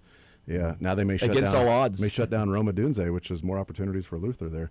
5 to 5 to 5. Luther. We're actually all tied. Deebs leads us off. If the Royals' moves are done, I'd still be okay. I'm going to say fiction. I think it's fiction.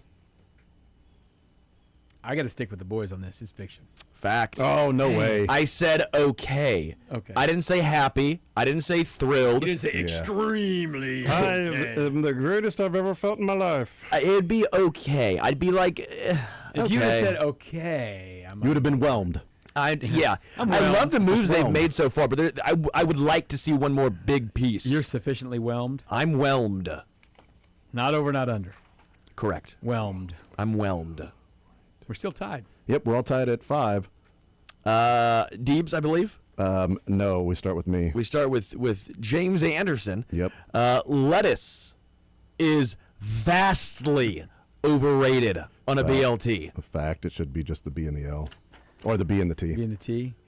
When I was a kid, I just wanted the bacon sandwich. I like the B. I like just the B. Give me the bacon. Vastly overrated. It's part of the thing.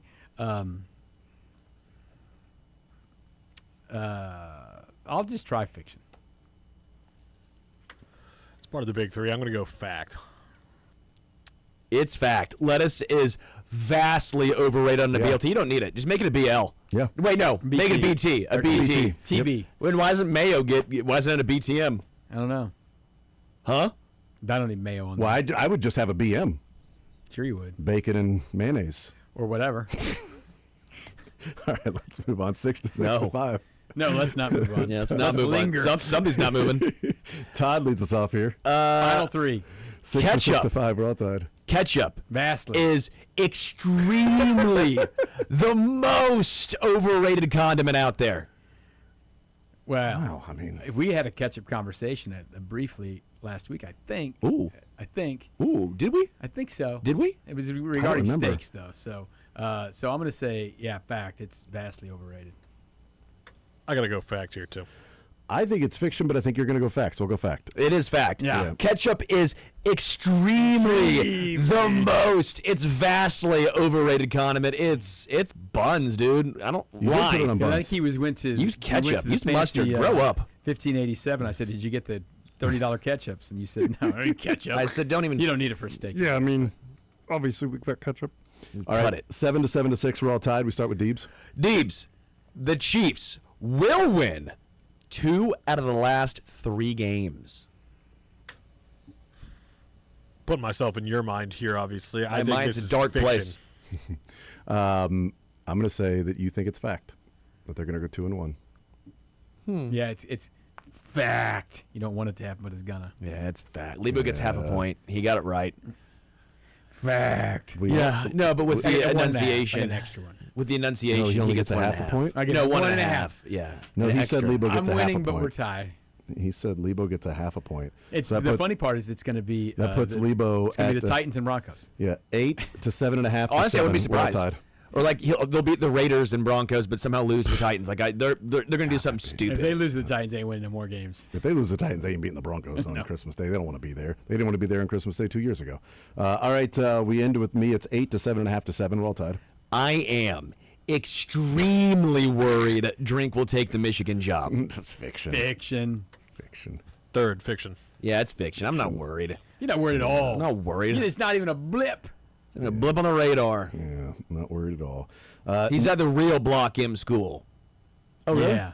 Yeah. Yeah, most people do think of Missouri with that. It's the Rio block. That's the real one. Yeah, I It's the would better agree. one. The tighter one. Most people think of UMass. Best man, better man. Montana. Have Montana and Montana State playing this weekend. Oh, it's a big one. It's a big one in the FCS. Yeah. 9 to 8.5 to 8. We are all tied. What's the tiebreaker bonus question, Sterling? Bonus. Okay. Pay attention, y'all. We're going to Pay rank these. attention, Pay Dibs. attention. Get your pencil out. Dibs. Ranking. These four in some order. Better chance of getting a hit in 10 at-bats. 1 yard on 10 carries. 1 3 in 10 attempts in an NBA game. Or 1 birdie on 10 holes on a PGA setup. So we have to rank those 1, 2, 3, 4. Easiest to hardest. Is And it a this par is- 3? Just 10 holes. This Oh, is you your 10 holes, chances okay. of doing that? No, just anyone. Anyone. Just A random person. random person. But it's ranked by what you think, though. What I think, yeah. Okay. All right. We will. That's That's not what I think. It's what it It's is. fact. Yeah, that's a good point. This is fun. This is a good one, Sterling. I Hey, appreciate it's it. so shocking. Yeah, I know, right? It's shocking that you came up with a good one. We'll take a timeout. We'll come back, continue rolling. We've got our bonus / tiebreaker question since we're all tied at 9 to 8.5 to 8. That comes up next.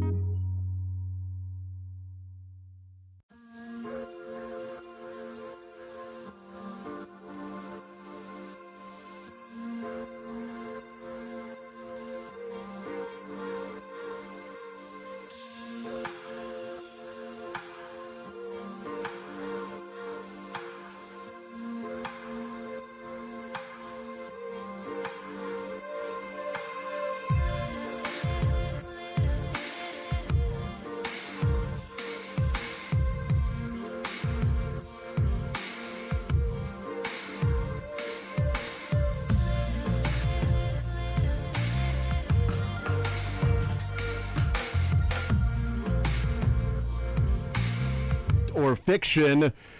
We were all tied at 9 to 8.5 to 8, so we clearly the needed shock a of this whole game is tiebreaker. Sterling came up with a good It was. It's a fun one. poser. Now he's gonna. It'll be a disaster. An elite tiebreaker. Yes, so restate the tiebreaker, and then we'll go through our ranks here. Better chance of getting a hit in 10 at-bats in Major League Baseball, 1 yard on 10 carries in the NFL, 1 in 10 attempts in an NBA game, and 1 birdie on 10 holes on a PGA setup. So we're going to 4's the hardest. Okay, 4 is the hardest. Yes, so let's start with number 4, the hardest, the toughest thing to do. I got getting a hit in Major League. Major League Baseball. I went with birdie. Oh, wow. Oh wow. I hit in Major League Baseball. Yeah. I think only 10 at-bats specifically Oh my was God, going to yeah. be like, yeah, I know. I would try to make contact with a pitch. Yeah, most in 10 people at-bats. wouldn't even be able to touch a pitch. Yeah. I mean, these are all easy for me, but I'm thinking of the average person. not Yeah. Sterling. Yeah, Or Deebs. of course. Number 3, I went with Birdie, the PGA. I went with getting a yard in the NFL. I went with getting a hit. I think the third hardest is a 3 in an NBA game. I don't think people realize, one, and I played a lot, with the Sixers and stuff. You played with Sixers? NBA threes are a lot different. They're a lot longer. Yeah. And not only that, I don't think people understand the length of NBA players. Like, they come at you at 6'10", you're getting blocked. It's not I have time to load. If they don't want you to shoot, you ain't shooting. So I think that, to me, is the I was just third hoping. hardest. I have that as the easiest because I thought my coach was going to scheme me open 10 times. Good luck. Yeah. Yeah, good luck. My second easiest was the 3 in an NBA game. I had the birdie for the second easiest. I think the second Mine was threes. easiest, I'm going 1 yard. The good thing about the 1 yard is you really can depend on Your offensive line. Offensive line doing That's the something for easiest. you. I get 10 carries, and my offensive line just one time Yeah. has to move the line of scrimmage by 1 yard. That's so the easiest. I win the easiest with a birdie on That's 10 dumb. holes. I think that's actually, they're all chance. extremely hard. Playing from the tips. Oh Playing my from the God. tips, and as it lies. you're Of course. You're not. No. What'd you say? If you're in the rough, you're done. If you're in the rough, you're done. PGA rough. I guess it depends what course you're I need playing, though, 140 too. yard. I need Dude, you are- 740 yard par threes, and then You are 3 so wrong about that. 400 yard par fives. That's You're it. so wrong. It's the NFL. It's 1 yard in the NFL. Because my offensive line can block for 1 yard for me. Is it the Chiefs line right now? They can get 1 yard. That'd be a good one. Now, And you don't even have to get a whole yard to get now, a I'm yard. not saying I would be able to survive after the first hit. No. But if I You're was just survive- running straight into Creed and say, Creed, carry me. I'll be Pacheco. Carry me. I'll be Pacheco right into somebody's Okay, ass. how many bones do you break on the tush push? I'll run right into his ass. Some. All of them. Yes.